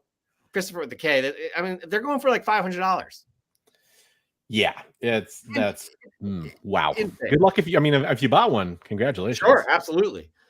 At number 9, we have the new Teen Titans Annual number 2, the first appearance of Vigilante in costume. Guys, I am loving Peacemaker. I love this comic book too. At number 8, we have Moon Knight number 1. If you don't have this, the bus may be leaving the station. Get on it quickly. At number 7, we have Strange Academy number 15, Humberto Ramos cover A, first appearance of Gaslamp. At number 6, we have Moon Knight Volume 2, number 2. Guys, Chris and I talked about this last week. You shouldn't. If it's worth it to you to pay the crazy amount that it's going for, go for it. But honestly, I know it's a pass for me and Chris. Christopher with the K, not sure how you feel, but kind of, I bet you feel it. I sold my copy last week. Okay, and you did well. At number 5, we have Thor number 21, the first full appearance of God of Hammers. At number 4, we have Hulk number 2. That's number 3. Actually, my apologies. Ryan Otley cover. This is the first appearance of, I guess, a villain that is going to the equivalent of Null. We'll see. Donna Cates likes to hype up a lot of stuff. At number 3 is Dead Day number 1. At number 2, Mouse, The Survivor's Tale number 1. And at number 1, cover A, Black Panther number 3. Chris, what do you got, man? You got a lot to talk about, don't you? Got a lot to talk about. Moon Knight still getting all that love. We talked about that last week. A little more diverse list this week, I think. Yeah. I was able to pick 3 comic books out that I think definitely have some unique talking points to why and how they made the list. So let's just go into it. Now, I do have a little bit of a theme that I want to discuss after I talk about all 3 of them. Hey, it's your show, man. You can do whatever you want. All right. Okay. Let's get into my 3rd pick. DC Doing Things, New Teen Titans Annual number 2. This book, consisting of the first appearance of Vigilante, obviously Adrian Chase as Vigilante in costume, so make sure proper context is there. This book had a 123% upward trend in sales. Decent. Recent high, CGC 9.8, high sale, $339. Now, let's break this down because this is proper perspective, folks. I always state all the time, don't get so caught up on high sales. They're fun to look at. They're fun to see what one individual may have paid for a book at a certain period of time. But I'm going to look at these current fair market value and 4th quarter fair market value of last year numbers, okay? Current fair market value is sitting at $279. And if you look at the numbers for this book over the last couple of months, this book has been it's just even in January. I mean, we're only a week into February. The numbers were all over the place. You had sales of you had the 339 high. You had some going for like 300, 310. You had some going for like 250, 280. But then you had some selling for like 160, 190. It was really all over the place. This is why looking at that high sale is not an indicator of what this book is truly doing. Current fair market value sitting at $279. That is an average of all those books. So if you were in the market to buy this book right now, instead of looking at that high saying I need to pay over $300, you can look at the average value of the recent sales and gauge something that may be more, I could say, beneficial to not only your pocketbook now, but to a purchasing price that can do you justice as the book moves forward through time in the future, whether it's the short term or the long term, to where you might be able to see more of a return on investment instead of thinking that you need to, well, that last book sold for almost $340. Man, that means I got to set the goalpost higher and spend $380 or something like that. That's not the case. Now let's compare this to 4th quarter fair market value of last year. And for anybody that doesn't know what a 4th quarter is, it's the last 3 months of the year. That fair market value, and again, that's an average of everything that's sold, 9.8 CGCs, $215. So if you look at the current high and look at that fair market value, that's a 58% increase based on recent sales. But that's a bit of a distorted way to look at this, because if you compare the 2 different fair market values, it's only increased roughly about 28%. That's I'm looking at 279 and 215, doing the math in my head, roughly around 30% increase. So the book hasn't done that much increasing if you look at it from an average standpoint. So my advice to you guys, look, there's a lot of hype on this book, obviously, because of the Peacemaker show. I'm only on episode 3 still. To be quite honest, I don't know about you guys, I'm not really a fan of how they're doing Vigilante. I think he's trying too hard to be Ryan Reynolds, and I'm just not feeling it. But recent high raw, this book sold for $80. That's definitely a bit of a peak for this book too. It's been moving up and up, but with the volatility, I meant to say, of what this book's doing in a 9.8 and how it's all over the place, it just goes to show me again, and I've been saying this a lot, all it takes is one book at one time. And keep in mind, comic book, there's not a plethora of 9.8 80s comic books on the market or on eBay at any given time. For the most part, if you're in the market for somebody's new CD, I know we don't, that's old school, right? But if you're in the market for a new washer and dryer, or a new stereo, or a new Ford F-150, for the most part, you could go to any store that sells those products and you could find a plethora of them. They're always there, and you're going to find them at the suggested retail price. Comics work differently because sometimes there's only a few scattered on the market at any given time. So somebody may have bought a book for $170 of this book because there was nobody else bidding it up at that point in time. People were at work. Nobody was caring about, the book of Vigilante's first appearance. And then maybe some people, the next week, we're just watching that first episode of Peacemaker where Vigilante shows up. And it takes two people to be on eBay at the same time, that in those last few minutes of that auction item winding down, it just takes two people to battle it out. And they say, I want it. No, I want it. No, I want it. And it's a tug of war. And instead of selling for $170, $200, $270, it sells for $339. Absolutely. To each his own as to how this character is being portrayed in Peacemaker.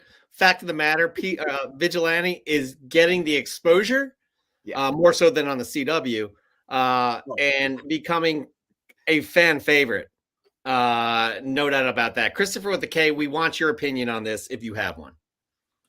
Yeah. So kind of for me, this kicks in a little bit of my general advice because I haven't watched Peacemaker, but when comic books show up on a top 10 list, the interesting thing about this one is it reminds me this was on some top 10 lists about a year ago. And if you pay attention to top 10 lists, I usually recommend don't buy when they're on a top 10 list. Sell when they're on a top 10 list. If you're in the market to be selling that book, that's fine if you are. But when you're thinking about buying the book and you're like, it's on the top 10, I really caution against that FOMO. I really caution against, caution towards, why don't you wait and see how this plays out? Because no matter what everybody thinks about this character right now, my assumption is this show will end. People will move on to a couple other things. And if you really, really want to jump on this character, you really believe that they're going to come out with a Vigilante show or some kind of, he's going to be in all these different projects, then you have a little chance to buy on a dip at least. Right. And that's kind of how I feel about this. Now, if you love that character and you really have to have it and you just think it's going to go skyrocketing, I would definitely look at some Raws because people are going to be jumping on those slabs right now. Yep. Yeah, Chris says that all the time too. That's a very good point. And it's a good point about the dip. Here's the deal. I think this is a great. I love this series. I am having so much fun with it. I think this character will come back again, but there definitely will be a dip, and there's two reasons why. You have a dip with all Marvel characters too, in between projects, right? You're definitely I wouldn't generalize. So I'm going to jump in. I would not generalize because I could bring some data. Overall, is it fair to say there's a trend? There is a trend. But I'll go ahead, Jeff. I'm sorry. Overall, it's fair to say that, though, right? Am I right? It's fair to say that when people spec on live action properties, there's that trend. Yeah. And, Bronze Age was just talking about that. I think the MCU is a little bit of a different beast still because of how successful it is. That's getting to my point. My next point, though. Yeah. Go ahead. I think in general, there is a trend. Whether it's not maybe a dramatic dip, but there's a dip. Right. With DC right now, and I'm not saying this is going to be long-term, but right now they're starting to get their shit together in terms of their media properties, right? In terms of other media. Fair to say. That's going to have an effect on these books where people are going to start seeing the value in them. And I think right now, somebody said that in the comments, right now is the time to jump on some DC books if you're really thinking about it. There will be a dip with Vigilante. And if you're interested in that character, buy it after the series is done, like a couple months after. I guarantee you we're going to see this character again. Granted, depends what happens next week on the finale. But that's just what I would like to say to that too. But both of you guys bring up great points. And it is an interesting book. And it's classic. It's George Perez. Am I right, guys? So can't go wrong. Did he do that? I know he did the regular. Did he do the annual? Yeah, I do believe that's George Perez. Yeah. Yep. Anyways, all right, moving on. Your second most interesting book of the week. What do you got, Chris? All right, this is a very interesting one. A lot of controversy. I'm not going to get into the controversy. We're talking Mouse Survivor's Tale #1. It's a trade paperback. It was pulled from Tennessee school district. I'm assuming it was just one school district because it was a school board decision. I don't think it was like a whole state or anything like that. But like I said, I'm not gonna. I think it's definitely, you know, problematic that this was pulled. But like I said, I'm not going to dive into that whatsoever. We're just going to look at this numbers, and I have opinions on obviously the sales data itself. So this saw a 1,050% upward trend in sales. Wow. And, you know, usually when a book sees this type of upward trend in sales, it's simply because it wasn't selling before. I mean, it wasn't moving units. So keep that in mind. A recent high sale of $126. Now, this is raw. These aren't graded books. This is a, you know, graphic novel, trade type bound book. But check this out. Previously selling for $5. And if you look at the recent sales data, you can see this book selling for $5, $6, you know, $10, and then it just skyrocket. And this is going to go. I know this is a unique situation because it was such a controversial issue that brought the spotlight on this book.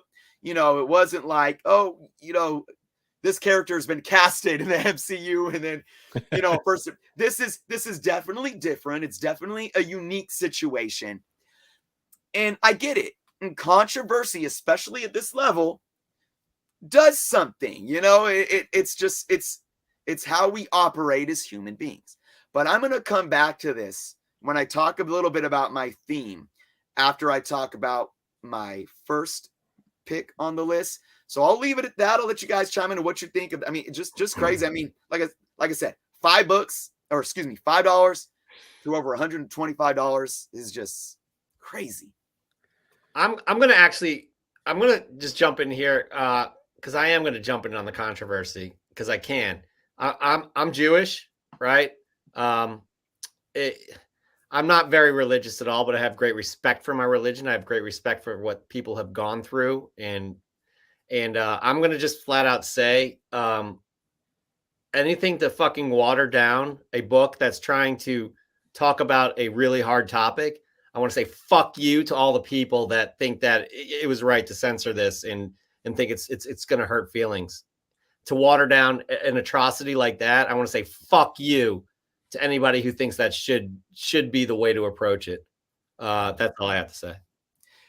I just want to respond to that real quick, Jeff, because just to put in context why I didn't want to talk about the controversy is because it's kind of similar to what we did with Black Panther. And I know that's a different situation all in all.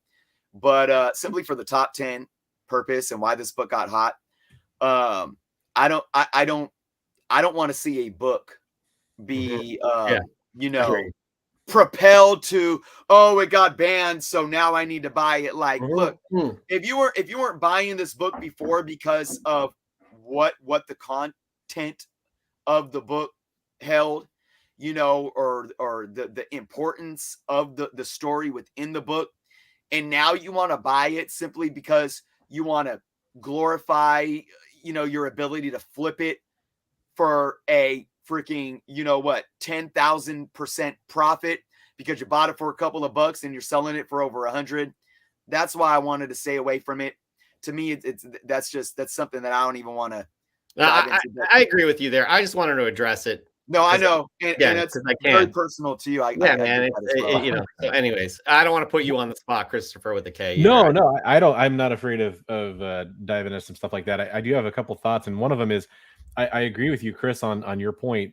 That could be problematic at best, and it's definitely a dark hole to go down. Yeah.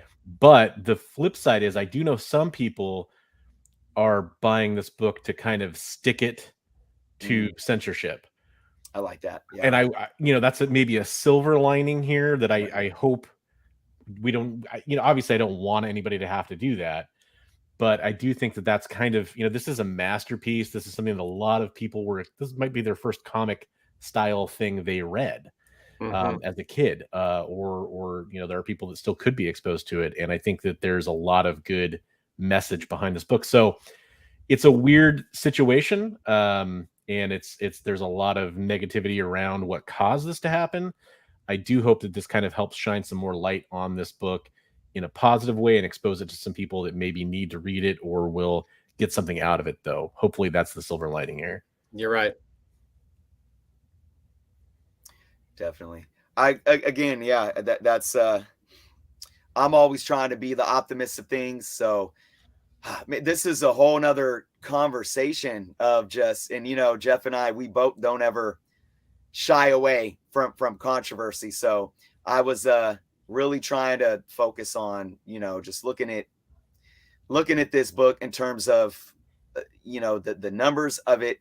But again, what this did in terms of being censored is a whole other, like I said, I could go down that route. And especially when we talk about books in general in school, and as an educator, I know from just being in that situation, there's a lot of historic pieces that are now becoming censored.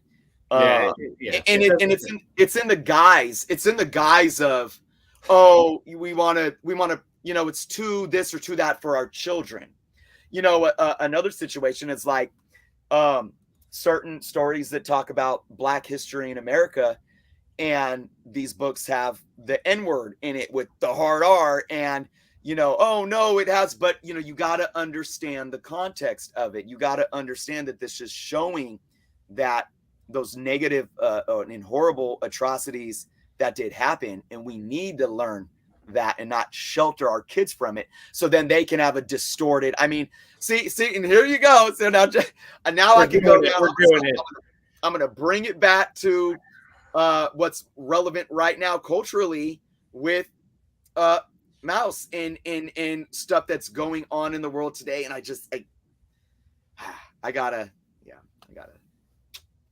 know. I just had to say something. I'm sorry. I opened the door to that, and yeah. So if we were having so much fun, sorry guys. All right. You got your third most interesting book of the week, Chris. What is it? All right. My number one pick this week was the number one on the list. I had to talk about it. Black Panther number 3. This is, cover A. The cover A was number 1 simply because of the units it sold.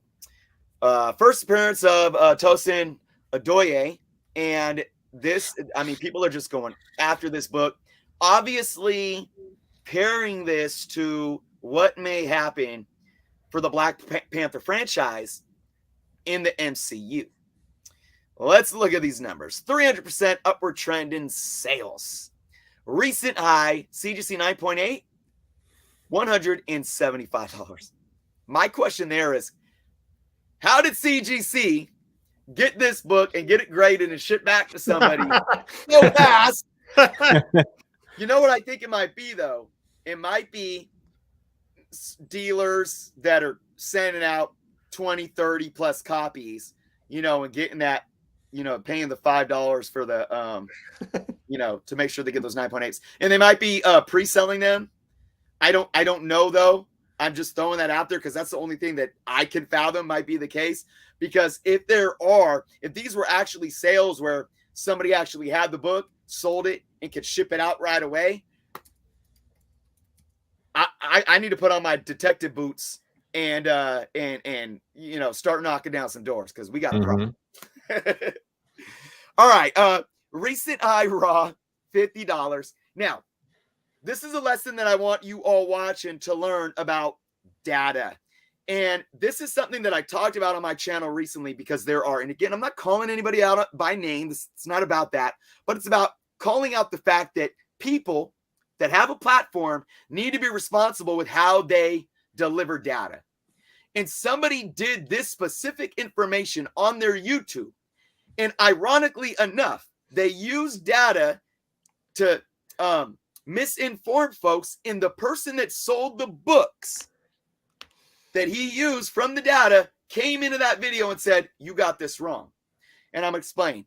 If you look there, there is a high sale in the data that says $119.95 for this book. And you may ask, well, Chris, you have a recent high raw $50. This is all raw sales right here, all raw, all those numbers. And you could see throughout, the last week or so, this book was selling for, anywhere from $35 to $50 consistently, solid. And then boom, $119. Oh my God, that must mean that this book is even taking off even more. So I'm going to go sell my books at $120, or as a buyer, I need to get one. I need to pay $125, right? No, do some more research. Put on your detective boots. That $119 sale was a 3-book lot of 3 copies. That's an outlier, Chris. That's what of this book. It is an outlier. And the same thing happened where somebody was looking at high sales and saying that this book dropped like 80% because it had a high sale of X amount, which was like 3 times the amount of the average sales. And if you go on eBay, you could see the sale. It was a lot. And so it wasn't just the single book. It was a lot. And sometimes love cover price. We use their data all the time, but sometimes these outliers are indeed mistakes.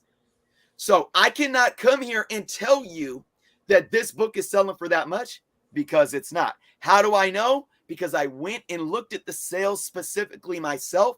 I found the sale, and now I'm properly informed. Okay. So again, this book sitting at a recent high raw of $50. It's very standard for what it's been doing, at least over the last week.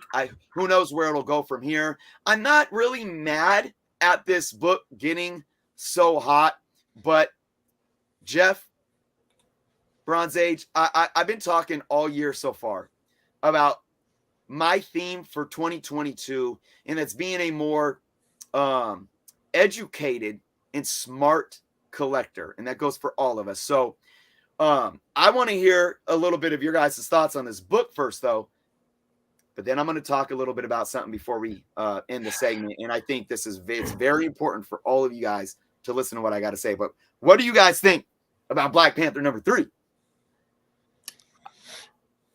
Here's the deal. This may have been hot with or without this. However, there was a pretty large outlet, a comic book based outlet, that stated that this character will be the next Miles Morales. And that caused a crazy fucking stir, right? Because this isn't a highly ordered book right now. And everybody went into a frenzy. You had people, I was just like, that's insane. What? Miles Morales is Spider-Man, right? This guy, we don't know what he's going to be, but Miles Morales was always Spider-Man.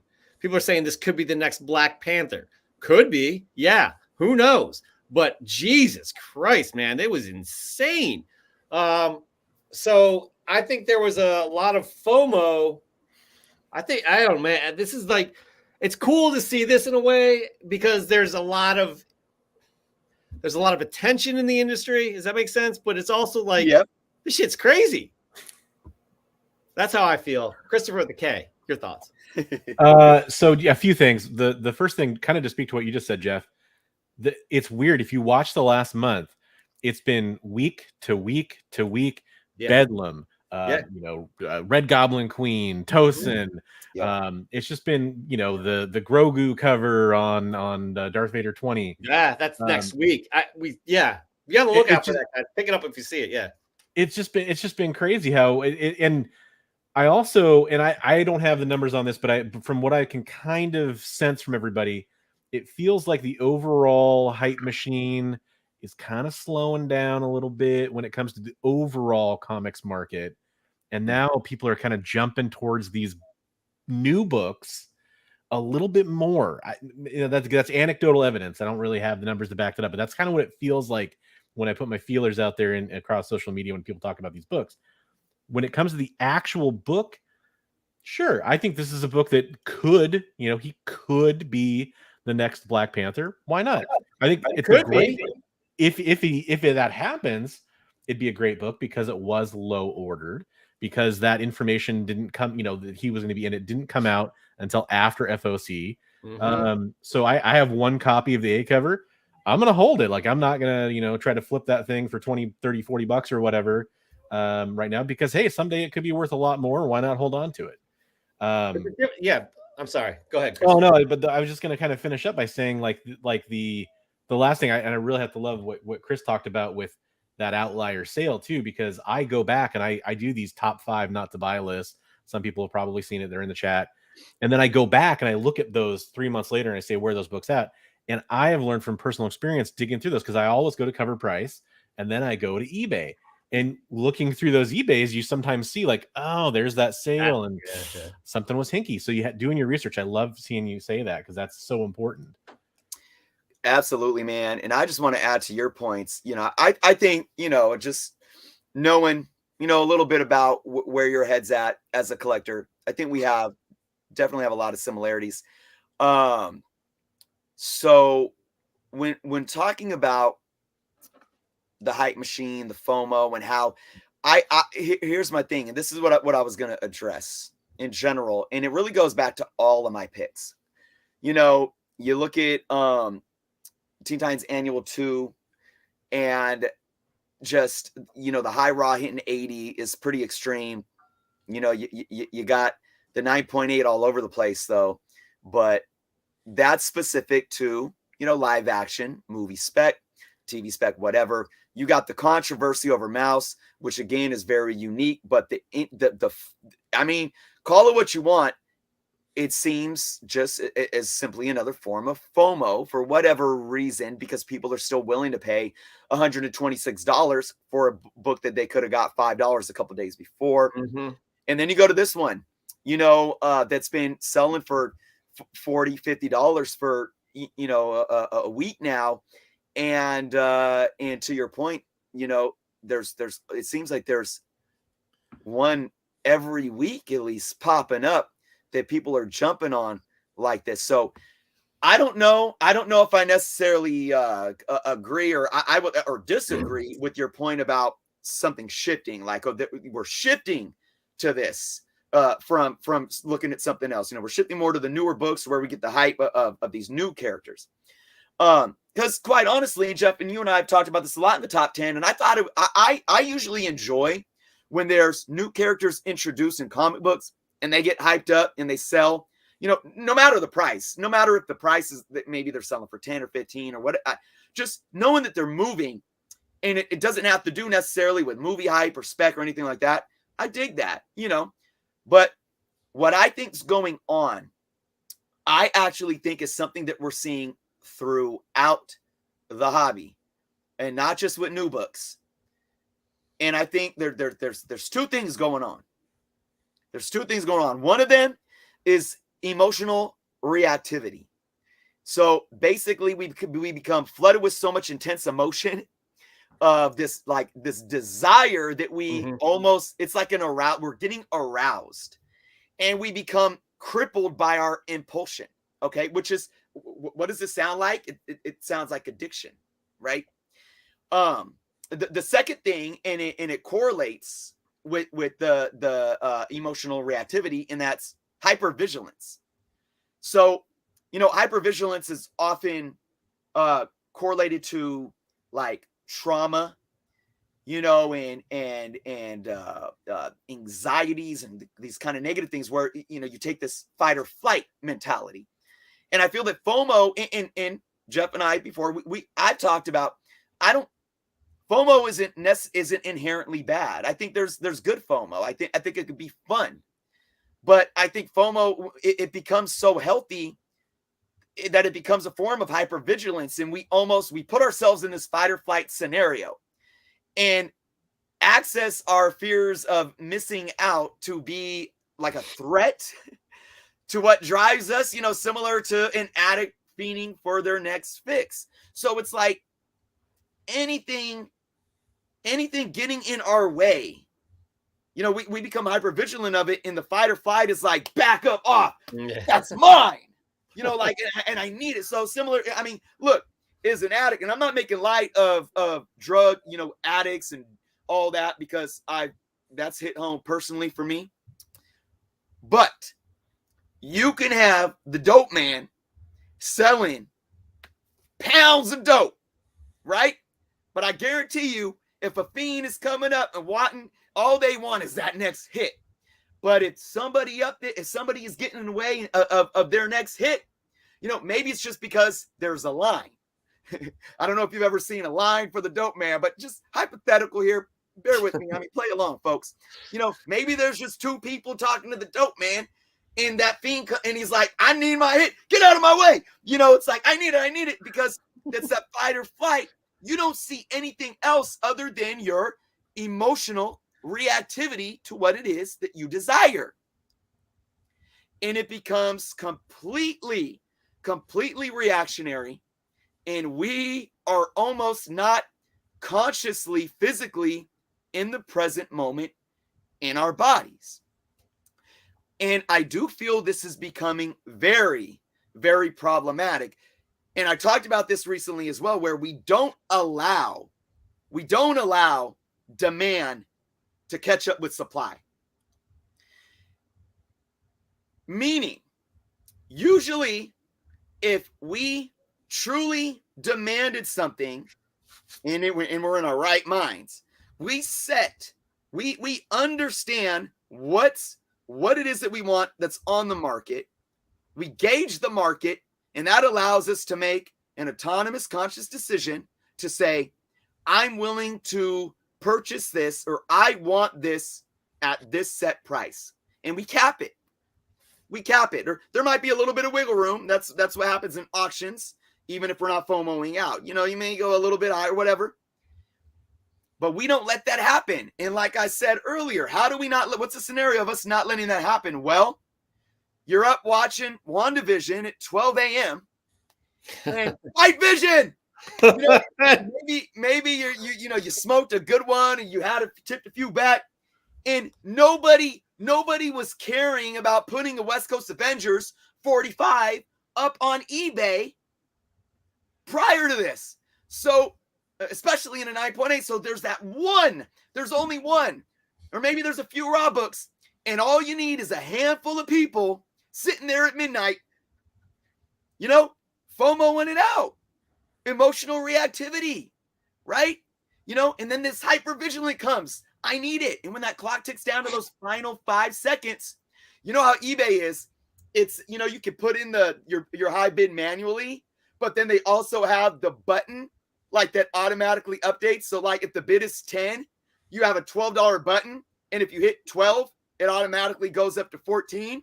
So literally 5 seconds, somebody can sit there like, because they want it so bad, and oh shit, that $12 is now $150 for that West Coast 45, man.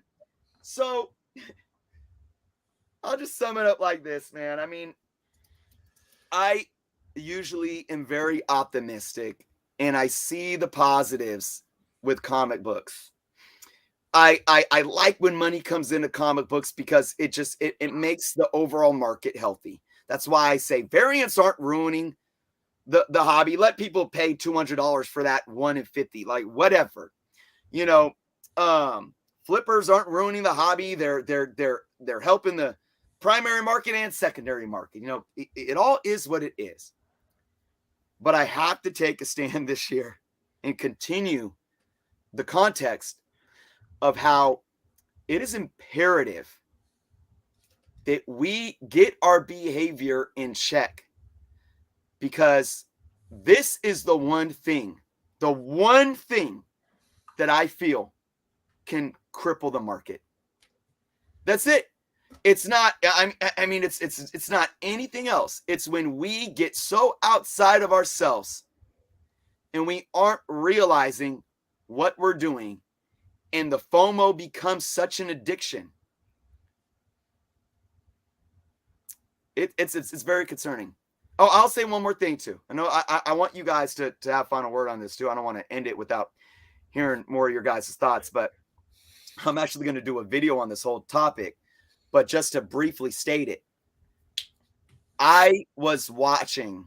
I'm in Whatnot constantly, just hanging out, I made a couple purchases, but usually I'm just hanging out.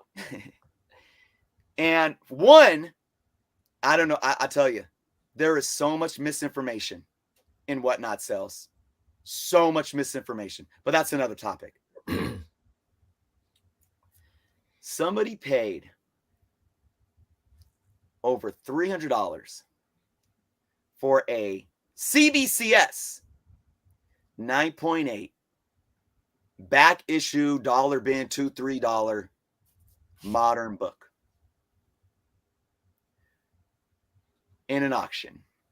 Now, to this buyer's, whatever, the seller did hype it up with some misleading information.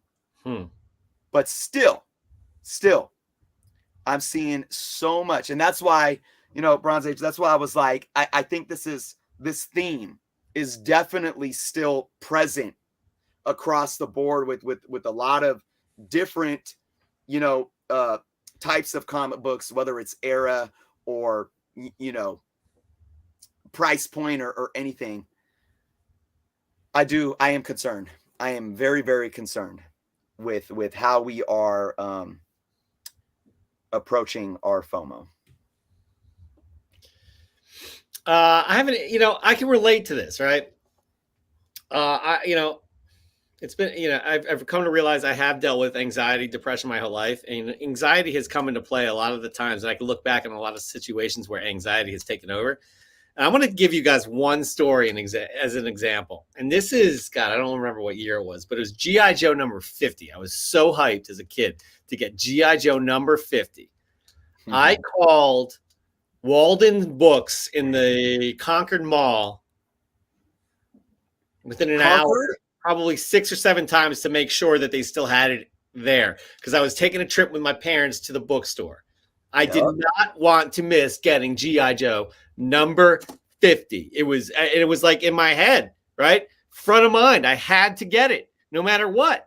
And I see these things today and I can relate that anxiety to that FOMO.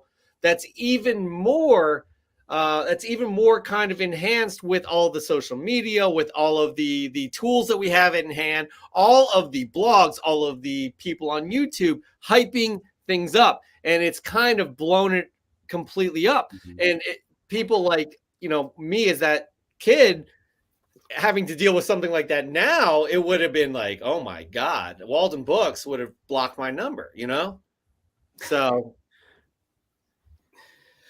fair assessment, man, for sure. You got to get that first Zorana, man. I mean, that's a big deal. I was dead set. I had to get that book, and I tell we got to get to Walden Books before it sells out. And I got there. There was probably 30 issues there, 30 copies there. But it was just like, I just remember what I'm trying to convey here is my mindset with that, right? Even though I was a kid, it still it exemplifies the FOMO before that was even called FOMO, the anxiety that relates to that, right? And how it becomes FOMO. So that's just my little kind of my personal story, like, because I can relate to all of what's going on here. I don't fall into that now. I know how to kind of deal with that, but I can see, I understand it. Yeah, 100%. I mean, so for me, my angle on this is it's important to remember that as fans, we get excited. Yeah. And if some people are in comic collecting just for profit or those kinds of things, or investment. And that's fine if that's what they're into. But most of us are fans too. Yep. And when you're a fan, that's all baked in, that excitement. Mm-hmm. But if you're not careful, it can get unchecked.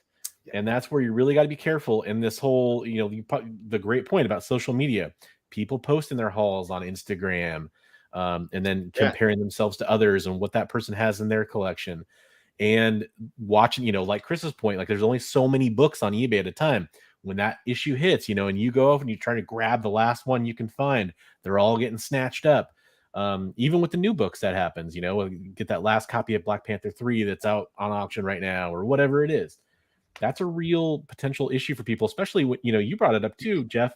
A lot of people that are collectors, tons of people I talk to, myself included, have had problems with anxiety, depression, or manic depressive bipolar. I'm not sure what the current kind of correct way to look at that is right now, but people that get in these buying sprees, like I'm going to buy this to make myself feel more whole or more complete. That's a real problem. And you have to separate those two things as a fan. And that's why I recommend like making a list of things like these are the books I care about. And you know already what that list is, that kind of stuff. There's different strategies, but if you start to notice that you have a problem with that, you're spending too much time on Whatnot, too much time on eBay, you're getting a little too excited, a little too amped up, really good time for a reality check. And I think we all could use that from time to time. Well, that's Absolutely. well said. Really well said. It's like kind of checking yourself, right? Because at some point it gets unhealthy. And there are certain people that don't notice that it gets past the point that it's unhealthy. And that's where you should be worried. But you're right. Like you see all these people holding up 5 copies of an issue. Be like, look what I got. And it's like, shit, I got to go out and get it, So I completely understand that. Yeah. Anyways, this is all this is a lot right here. Actually, this is our most heavy kind of top 10 hottest comics of the week. I told you, I warned Jeff. I do want to say too, though, and to Bronze Age's point, like, this is serious. I mean, it's serious. I'm not mocking it or making any light of it. This is serious. And what makes it even more detrimental or problematic to the comic book industry in general is it's becoming so normalized subconsciously where we don't even think about it. This is a cultural issue at this point. It is and all the things that both of you brought up. I mean, mental illness is a cultural issue. Status, social status is a cultural issue. Fitting in, all these things. And then social media has just added to that flames. I mean, we post stuff to get, how many hearts did we get?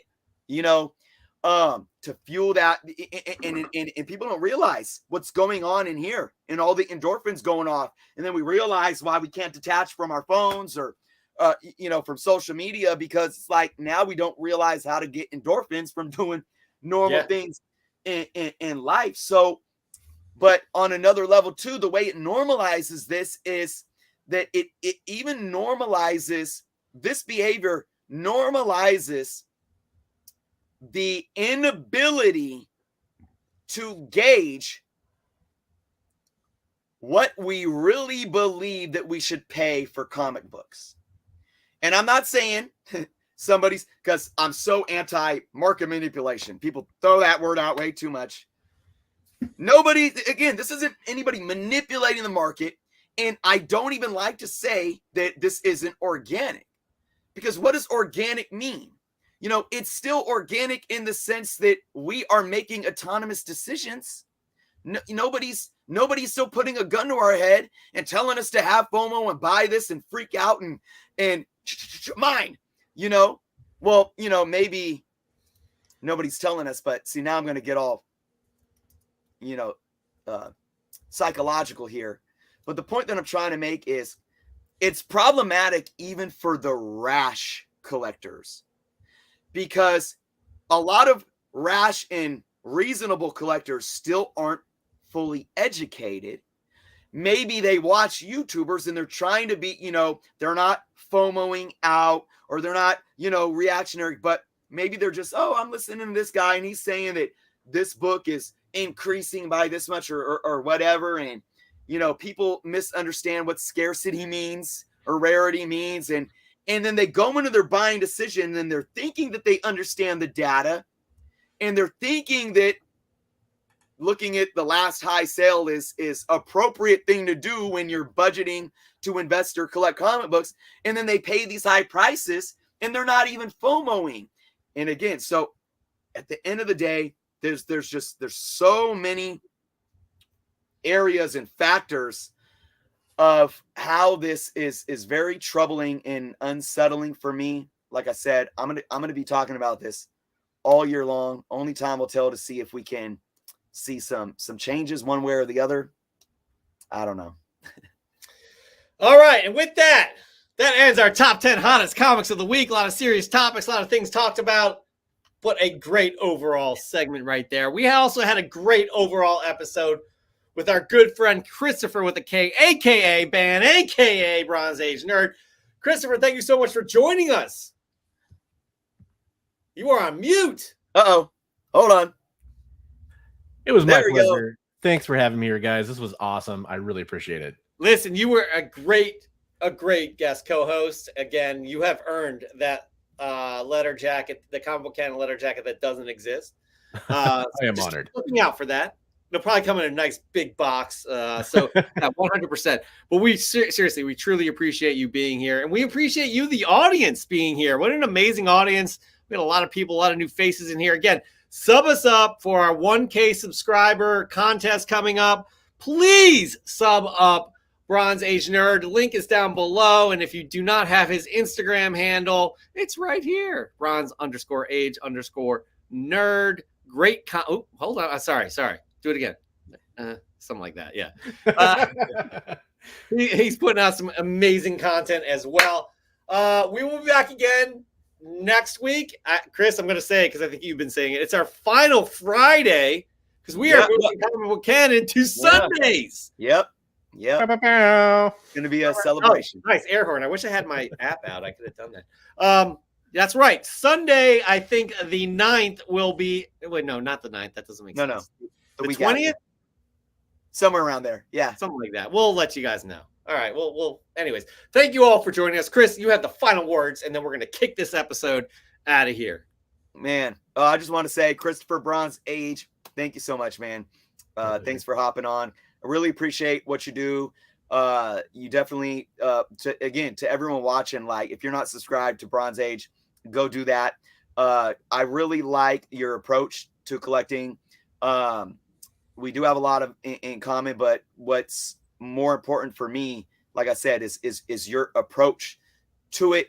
I think you're very genuine, and that's what I like to look for in the hobby, folks. So great, content that you put out, and much success to you in the future, man. And hopefully we can maybe do this again soon and just keep building, man. For sure. That means a lot coming from you, man. Thanks a lot. For sure. Absolutely. And just be careful. I don't know if you've had any recent incidents, but be careful with those cell phones in those comic shops. But hey, I'll tell you what. If there is any other issues, man, if anybody else tries to pull that on you again, hit me up because I'm going to go off. I might have to take a road trip up north and just. So, yeah, let me know.